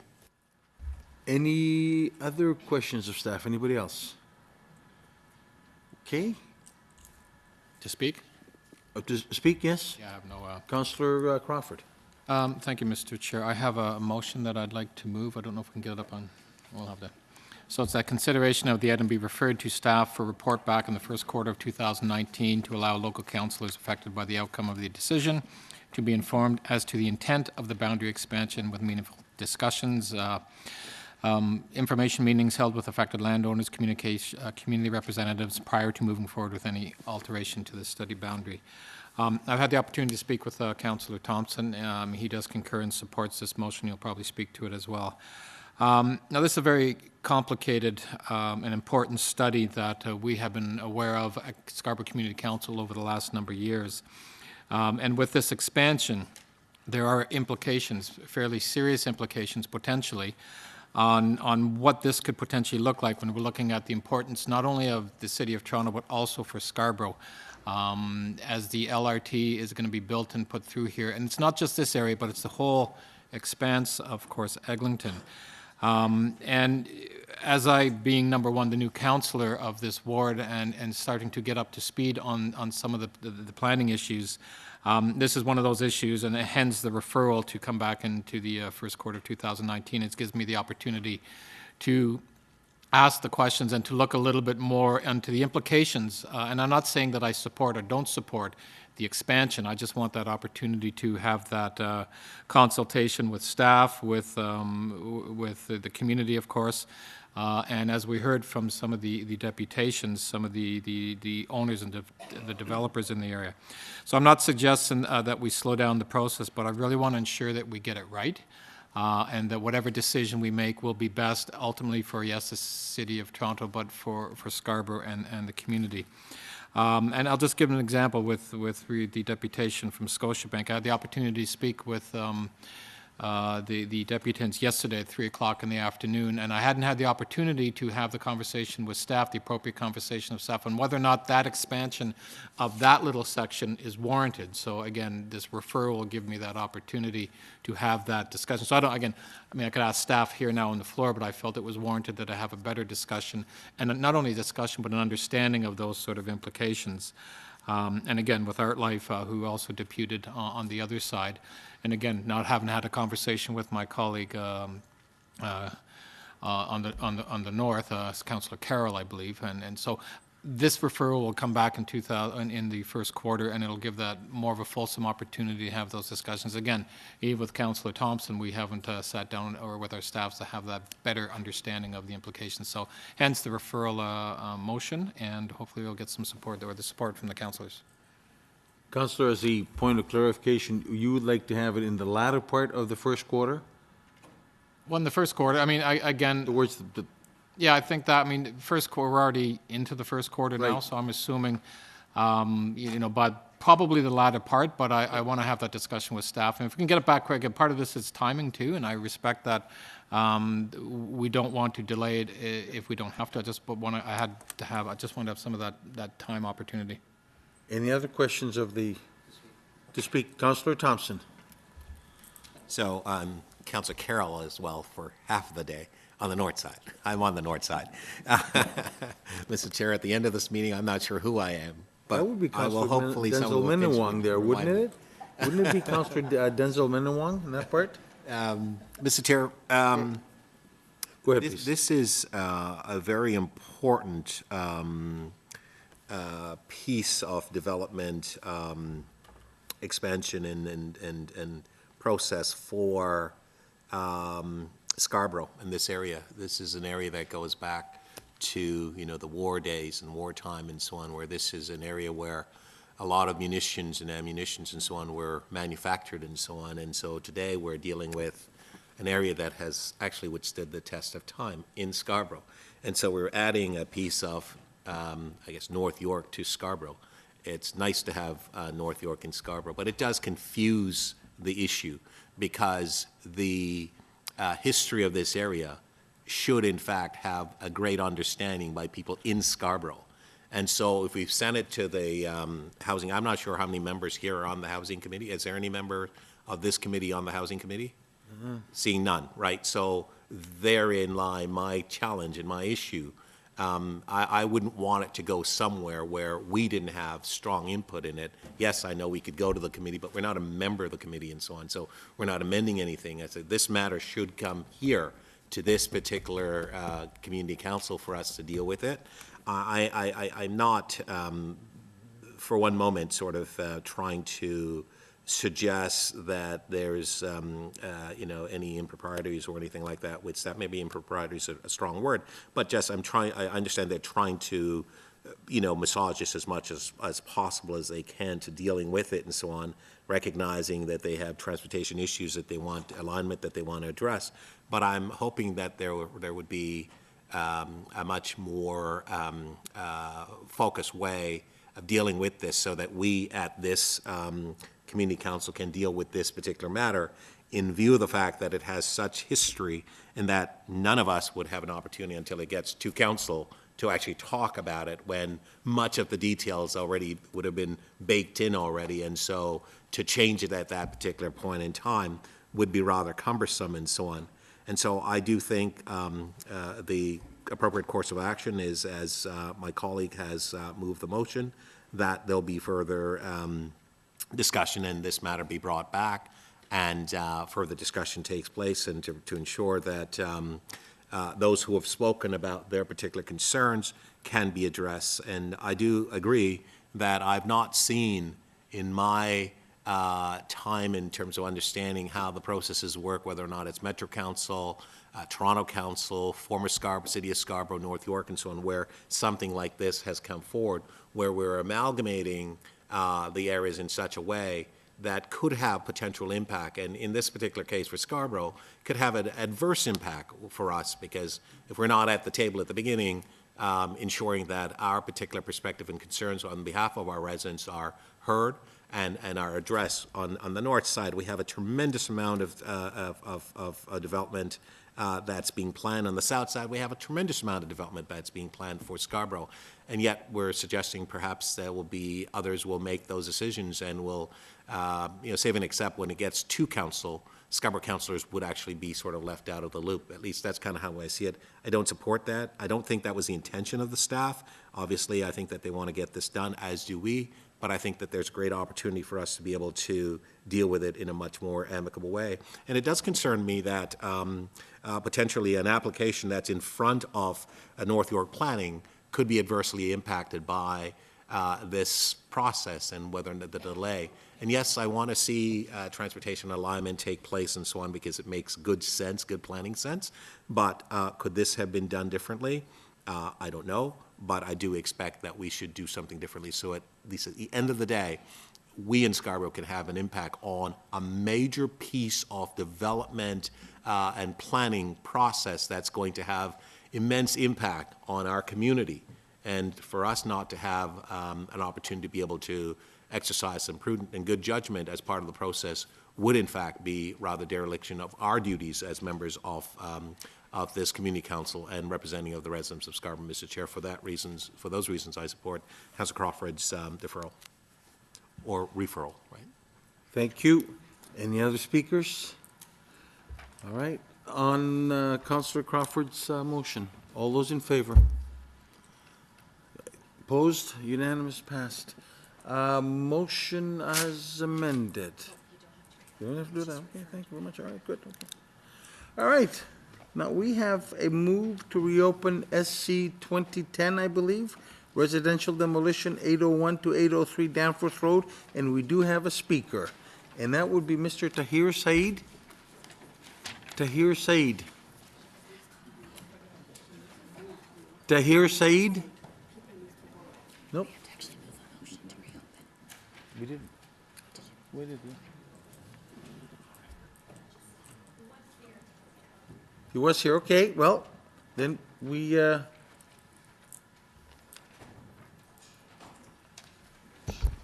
somebody want to call Tahir Said just to see if he's outside? Please, thank you.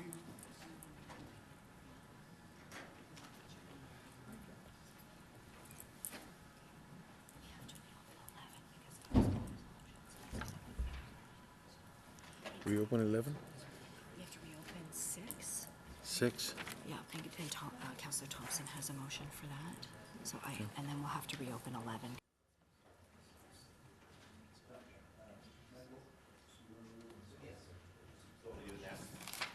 All right, he's not here, so we'll just move on. I understand Councillor Thompson wants to reopen item 2.6. Yes, Mr. Chair. All those in favor? Please, go ahead. Thank It's just, it was something that was missed. It's more technical in nature. And with just, I don't know if the staff are going to put it up, but with an additional line that the notification area, we talked about that, but Oh, okay. that the additional costs Be borne by the applicant. be borne by the applicant for this mail out to the residents in the 500-meter area. Questions of the mover? All right. All those in favor? Item is amended, carried. You got it. Yeah, I got a copy of it. Do you want me to sign this one, or? Item SC 2.11 needs reopening. Residential demolition application, 4139 Lawrence Avenue East. That would be Councillor Ainsley. Thank you, Mr. Chair. I'd like to move reopen of this item. All those in favor? And then I would like to Carried. move recommendation number 1. Recommendation number 1. Questions of the mover? Nope, Better okay. not be. I mean, great. All those in favor?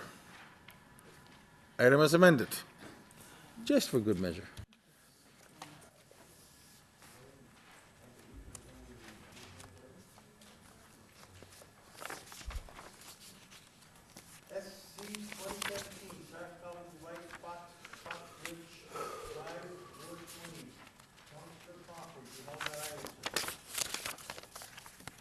Sorry, what item was that, Mr. Chair? That would be SC 2.17, traffic calming, Fox Ridge Drive. You held the item? Oh, yes, I just wanted to move the staff recommendations, actually. All right. Do we have any speakers? Oh, wait a minute, sorry. It was to get rid of the polling requirement. Oh, okay. This was, if staff can put up the amendments to get rid of the polling recommendations.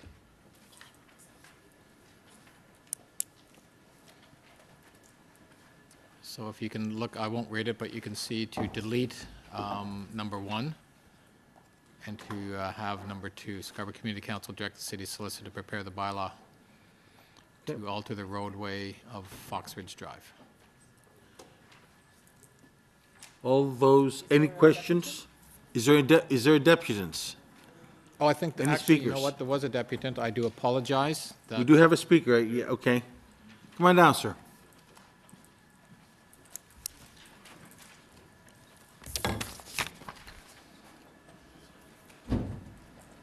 Mr. Fullerton? Yes. Please, sir.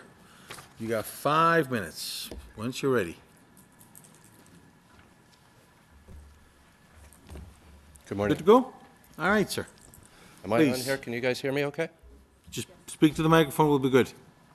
I'm sorry I don't have a visual of the area, but I think there was a map, if somebody could put that Can I back ask up. staff, please, to put the, thank you. Okay, and I just wanted to provide a little bit of context of what the problem is here and why it exists. Fox Ridge Drive is a residential street. There's no retail, there's no industrial. It comprises of approximately 75 homes. It runs east-west between Birchmount and Kennedy Road, north of St. Clair and south of Eglinton. To the north of Fox Ridge, there's 3 or 4 streets that either dead end or they come back out onto Fox Ridge, and the whole area comprises of only 340 houses. Because of the fact that this street is the only street between St. Clair and Eglinton that runs directly through from Birchmount to Kennedy, what we find on the street is that people trying to avoid the traffic on either Eglinton or Kennedy are using this as a through street. The speed limit's 40, being that it's residential. A traffic study was done at the request of the homeowners on Fox Ridge. The traffic study was done over a 24-hour period on a Wednesday, and it was done prior to a lot of the construction that started on Eglinton Avenue. And during that 24-hour period, there was over 3,600 vehicles that were up and down that street, and the average speed was 55 kilometers an hour. Totally unacceptable for a residential street when only 340, it only services 340 homes. There, to the north and to the west of Birchmount, there's an industrial area off Comstock, which you're probably all familiar with. It houses roofers, it houses landscapers, it houses salvage yards, and we get all of the vehicular traffic, trucks, and everything that utilize the industrial area coming through Foxridge because they don't want to be stuck in traffic on either St. Clair or Eglinton. And then further to the west and the north is the whole Golden Mile Plaza area that people use this as a cut through so that they can get to their stores. When we first started talking about the traffic report and the study and what we would find, the thought was that perhaps traffic calming could be done by not allowing left or right turns at specific times of the day if it was a rush hour problem. But that didn't seem to be the case because you've got everyday people working business in both the retail section and the industrial section that are using that as a cut through. So although it is a little busier at the, you know, the rush hour times of day, it's a consistent thing. I think that's all I had to say about it. I just wanted to give you a full understanding of what's going on there and that we have a serious problem. Thank you. Thank you. Any questions of the deputant? Councillor You are Crawford. supportive of the recommendation that I moved. It will be moving to put in the speed humps without doing we normally do a polling process to go through asking the residents if they want that. So you're confident, not only yourself, but with residents in the community that this measure would help and supportive of it, of course? Yeah, absolutely. Before we had requested the traffic study, I had done a door-to-door on the street, and there was absolutely no one that wouldn't have been interested in having speed bumps put in. And I'll concur with you because I've knocked on all those doors myself and got the same message. I saw you there. I hope you voted for him. Thank you. Thank you, sir. I appreciate it. Thank you very much. Thank you. I'll speak to it. You have a motion, sir? Would you like to speak to it, motion please? Up there. What this in essence says is there's normally a process to go through for traffic calming speed humps to ask all the residents. And this is saying we're going to forego that and we're actually going to put those traffic calming measures in. I'm generally, as a councillor on Scarborough Community Council, have not been favorable of speed humps. There are pros and cons to speed humps, as a lot of my colleagues know, and there are certain areas of the city that tend to put a lot of speed humps on their streets. We tend not to do that out here in Scarborough for various reasons, and as I said, when community members come to me about looking at traffic calming measures, I always look at every other opportunity to slow down traffic and make communities safer without putting in speed humps. This is different. I've been a councillor for 8 years, and I have been on, well, first of all, every street in my old ward, now my new ward. Had the opportunity to be up on Fox Ridge during the election around 5 o'clock, knocking on doors as part of the election. Parked my car and a few of the volunteers who were canvassing on the street. And I can say at that point I was actually nervous for myself crossing the street, but not only that, but the volunteers with the volume of traffic going through. I was also nervous about having my car parked. And it was legally parked. It wasn't illegal. It was you allowed 3-hour parking there. As I started knocking on the doors, and I think I did speak with Mr. Fullerton, and one of the comments was you'd better move your car fairly quickly because at that exact location where my car was, there have been collisions. And not only that, as I started to talk to the residents, I just saw the volume of traffic, and not only volume, but the speed.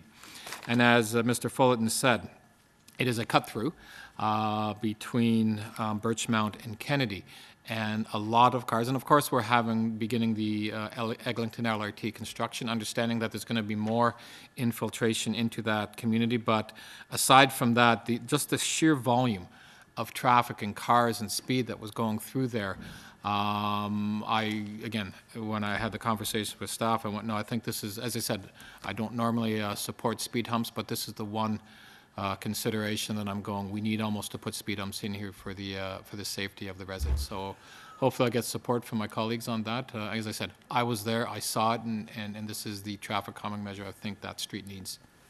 Any questions? Speak, Councillor Thompson. Thank you, Mr. Chair. 46% of the traffic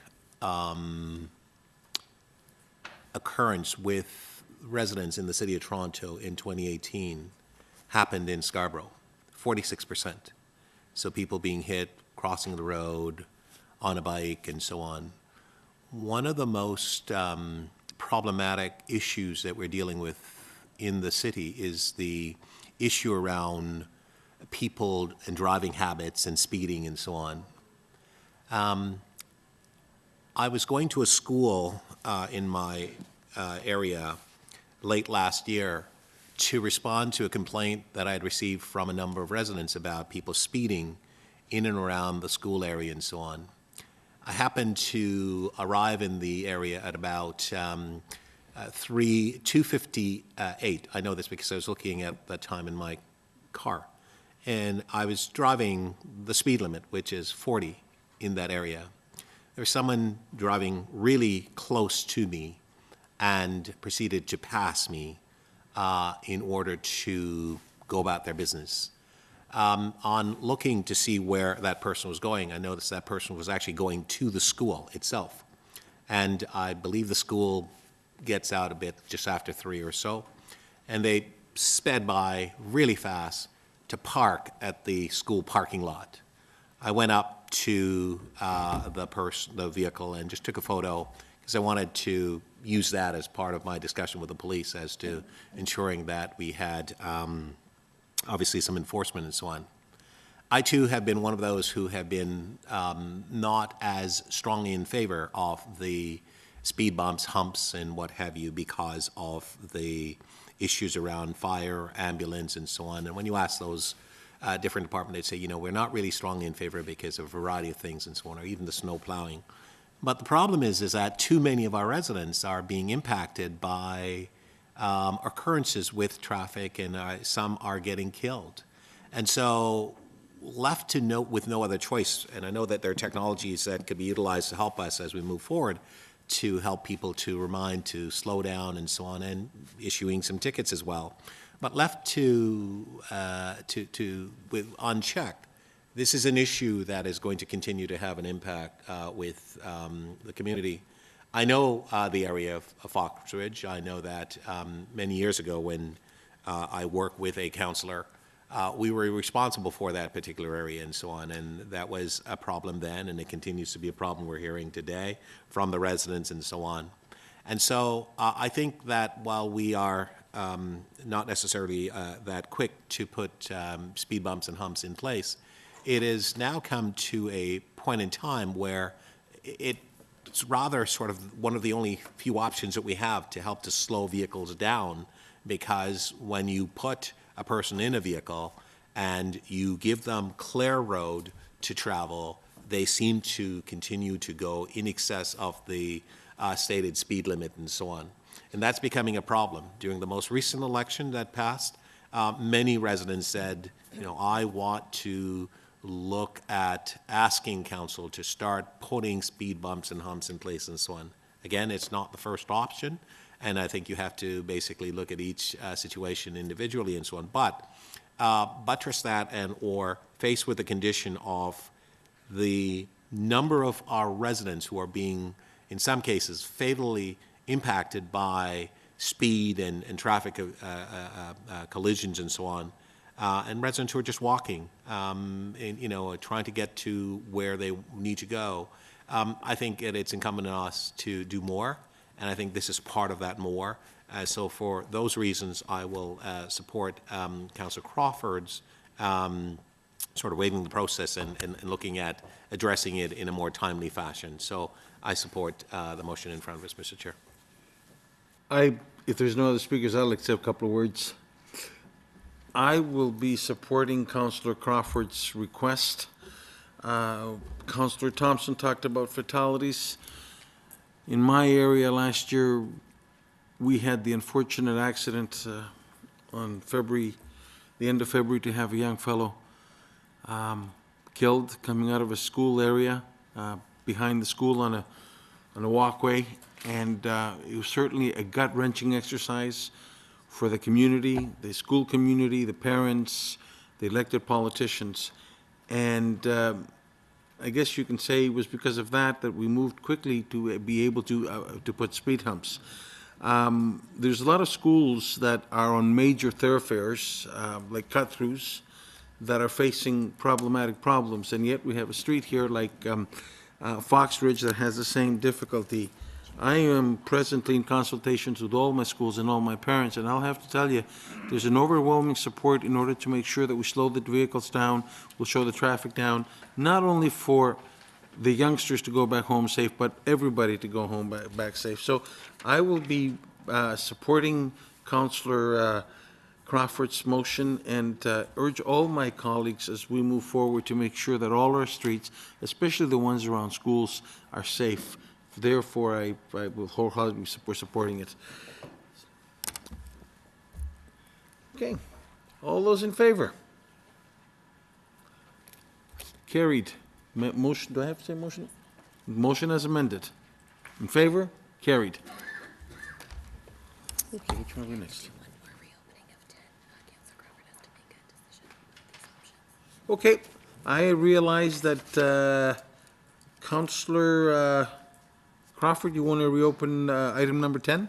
Yes, and the confusion at the beginning of the meeting. I think we had a speaker that wanted to speak to that. I'm just going to call the name out again, just in case he's here. Tahir Said. Tahir Said? Tahir Said. Okay, we're reopening the motion. Councillor, all those in favor? So actually, Mr. Chair, I actually have to, there's alternatives, so I actually have to move recommendation number 1, which is to approve the application to demolish with conditions. All those in favor of option number 1? Against? Carried. Motion as amended. All those in favor? Carried. Okay. All right. We're at 24, right? 24, okay. Back on item SC 2.24, it was held. Councillor Ainsley. There, we have a deputant. Mr. Glavicher. Glavich.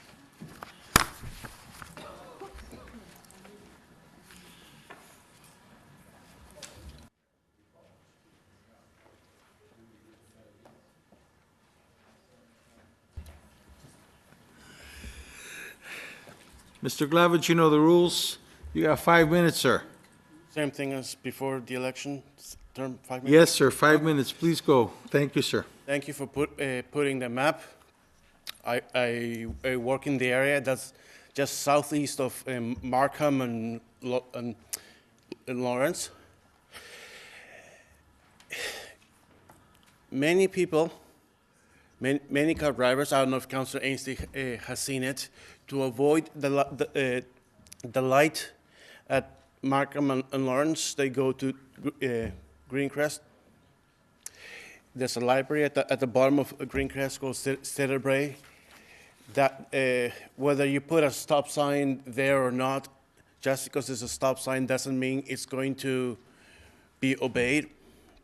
As you know, a lot of the car traffic there is, what's the word? They speed too much. I don't know what the word in English is.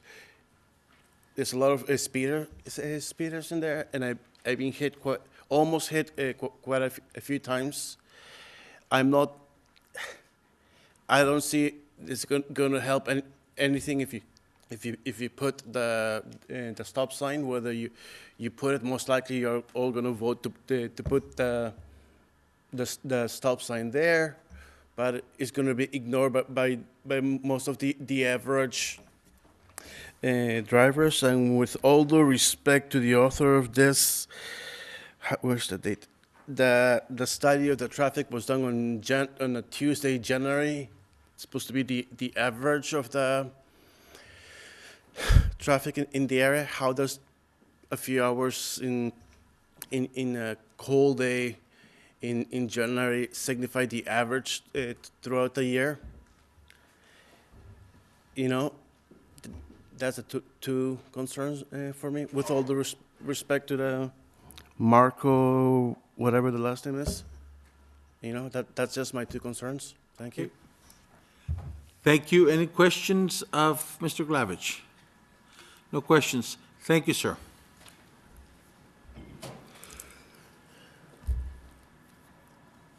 Questions of staff? Speakers? Councillor Ainsley. Thank you, Mr. Chair. I'll be moving the recommendations in the report. This is a very busy intersection for pedestrians. There's a lot of conflicts between pedestrians and motor vehicles. One of the things that you'll see on the diagram on the screen on the left-hand side of this intersection is a very busy plaza. There's a number of apartment buildings just to the south side of here. On the right side that's not shown on Stephenvale is there's a school. Cornell Park Junior Public School. It's probably one of the busiest schools I have in the area. After school, before there's basketball, there's very busy green space, playground. There's a ball hockey sports pad. The schoolyard is very well used for cricket after school as well. A lot of kids going back and forth. It's actually one of the first schools in the area where we implemented the school safety zone. So this is a very important component that we have an all-way crossing at this intersection to assist pedestrians, mainly children, getting back and forth to the school and home again. So I'd appreciate my colleagues' support. Thank you. All those, any questions? Nope. All those in favor? Motion as, okay, no problem. There you see. Okay, now, thank you very much. Next item up is, we had two additions, right? Yours? It's my item. Fantastic. SC 29. I believe we have a speaker. Mr.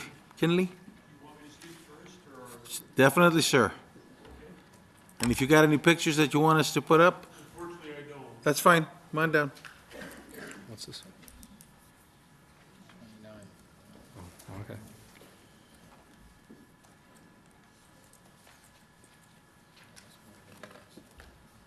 Have you seen the proposal, sir? No, I haven't.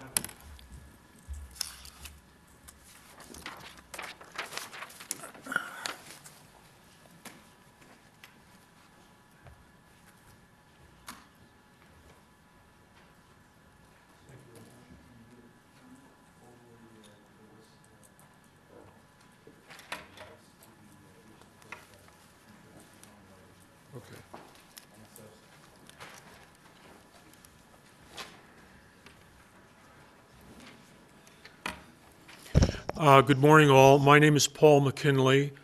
I'm a 40-year resident of Scarborough. For the last 4, I and my wife have lived at 138 Bonus. I've been very much concerned with the safety for all pedestrians and the drivers of vehicular traffic on Bonus since I moved there. But particularly more so in the last 4 or 5 months. Councillor Karagianis alluded to the fact that, and Councillor Thompson, that we have to be careful and cautious in school zones. We have 2, Holy Cross and Tam O'Shanter, which are on our street. Holy Cross is on the Bay Mills side. The accident which Councillor Karagianis referred to at Kennedy Road Public last year was very close to my heart, as my daughter, who's a teacher there, was the first on the scene where that child was killed. The concern I have for Bonus is the fact that it's a 2-lane highway. There's an abundance of pedestrians. There's quite a bit of vehicular traffic, and I mean cars that are coming to and from the condos and the apartments there and Agincourt Mall. But over the last 4 or 5 months, we've seen upwards of 48 huge highway tour buses utilizing both Bay Mills and Bonus. They use Bay Mills to transverse to Bonus, where they park in front of the library for upwards of half an hour, where their drivers will exchange with other drivers. They'll sleep in the back of their units while they're running for upwards of half an hour. And they do this right in front of the crosswalk. So it's virtually impossible to see the no passing sign, for example, of the crosswalk coming. You cannot see half of the crosswalk.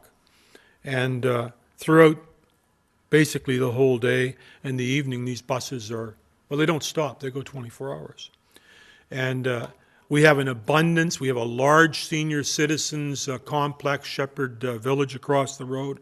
We have the 2 schools. I mean, the community really is one that is full of senior citizens and school children.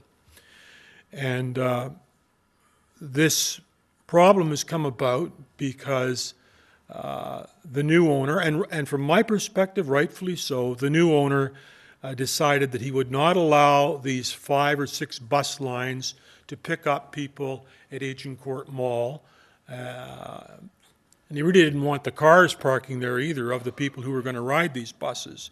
I talked to the owner, both the previous owner and the new owner, and their concern is, of course, the liability that they would have as a result of anybody getting hit. My concern is I don't want their problem becoming ours. And I support the motion. I've just sort of seen it in front of me here. I'd like to see them banned from the street because Bonus is in fact restricted to heavy vehicles. I would say 60% of the time they neither pick up nor drop off any people. They're just using it as a cheap bus terminal. And it certainly would be nice to see it stop on Bonus, but I think if it can't, this is the best way forward. And I certainly sympathize and would be in total agreement with the other streets, other residential streets. This is a 2-lane street. It's a residential street.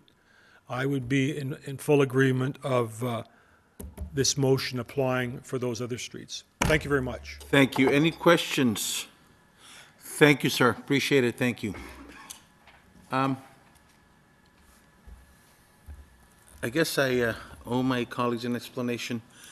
I have 3 malls, and what happens on the north side of Agincourt Mall on Bonus Avenue, which is the first street north of Sheppard, west of Kennedy.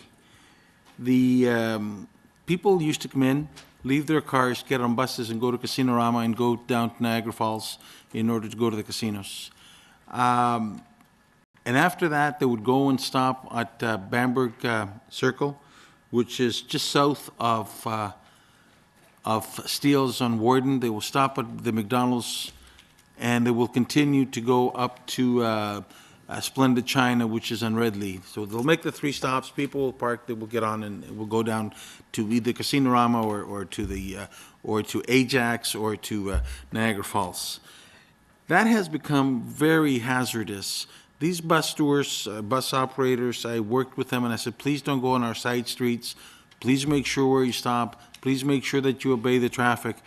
But at the point right now, I would say to you that in 1 hour on Bonus, you probably find 3 or 4 buses.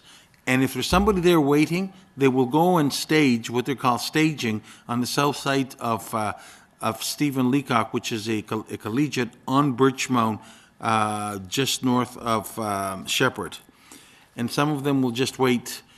I had them agree to go around Bamberg Circle, and what happens, they started cutting through side streets where schools are located. I tried to speak to the operators, tried calling them, I was been ignored, trying to speak to others, totally ignored. So unfortunately, I have no other choice but to listen to my constituents and say that we don't want the buses, we don't want the tour operators, we thank them for being there for years, but please find yourself another place to go. So I'm asking my colleagues to support this motion. Those are 3 areas where people stop, they're plazas, they leave their cars there sometimes for 24 hours while they're out playing. They're not, some of them could be my constituents, but a lot of them come in from other areas, park where there it is in order to get for a free bus ride to Casino, to Ajax, or to Niagara Falls. And with that, I'd like to move the motion. Question? Yes, please. So, Mr. Chair, just wondering, you mentioned that you have spoken with the bus operators and so on, and recognizing that the problem is actually not going to go away, even though you may restrict the buses on bonus itself. I'm just wondering whether or not there has been any other identifiable areas where perhaps the buses actually could go to park, because obviously we have users who want to go on those buses to go to gamble and so on, and then to return, what have you. I'm just wondering if there's any other option. Let me describe you, sir, my conversation with the tour operator, and Mr. McKinley certainly has had that distinct displeasure. We would call up, we'd be ignored, call up again, be ignored, send an email, ignored, threatening email, ignored, called up and said, what's your email? We give an email, a Hotmail. Who owns it? We don't know. Who runs it? We don't know. To the point there was exasperation. Now, the other areas that they can certainly pick up people, it would be to go up and, because some conversation has happened for them to go up to Pacific Mall.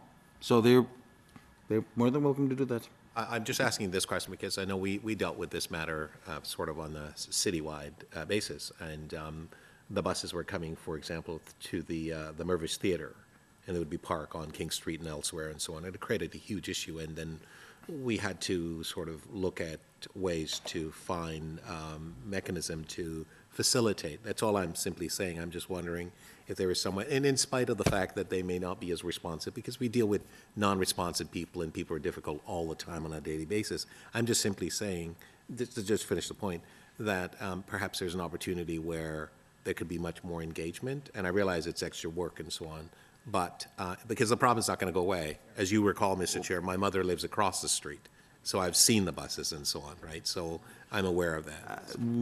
I will pledge to engage the bus companies and see where else we can do them, but at this point, where they're parking and where it's totally hazard. So, you know, I need to engage them, and we'll certainly do that. All right. I'm just suggesting. Thank you. Appreciate it. Totally appreciate it. All right. Motion is on the floor. All those in favor? Opposed? In favor? In favor? Opposed? Carried. All right. Thank you. We're done? We have 3 motions that Thompson and I are going to move to confirm the minutes. Okay. Thompson, Councilor Thompson? Okay. Councilor Thompson, I believe you have a motion. Okay, thank you, Mr. Chair. That Scarborough Community Council confirmed the minutes of the December 11th, 2018 meeting. Thank you. All those in favor? Opposed? Carried.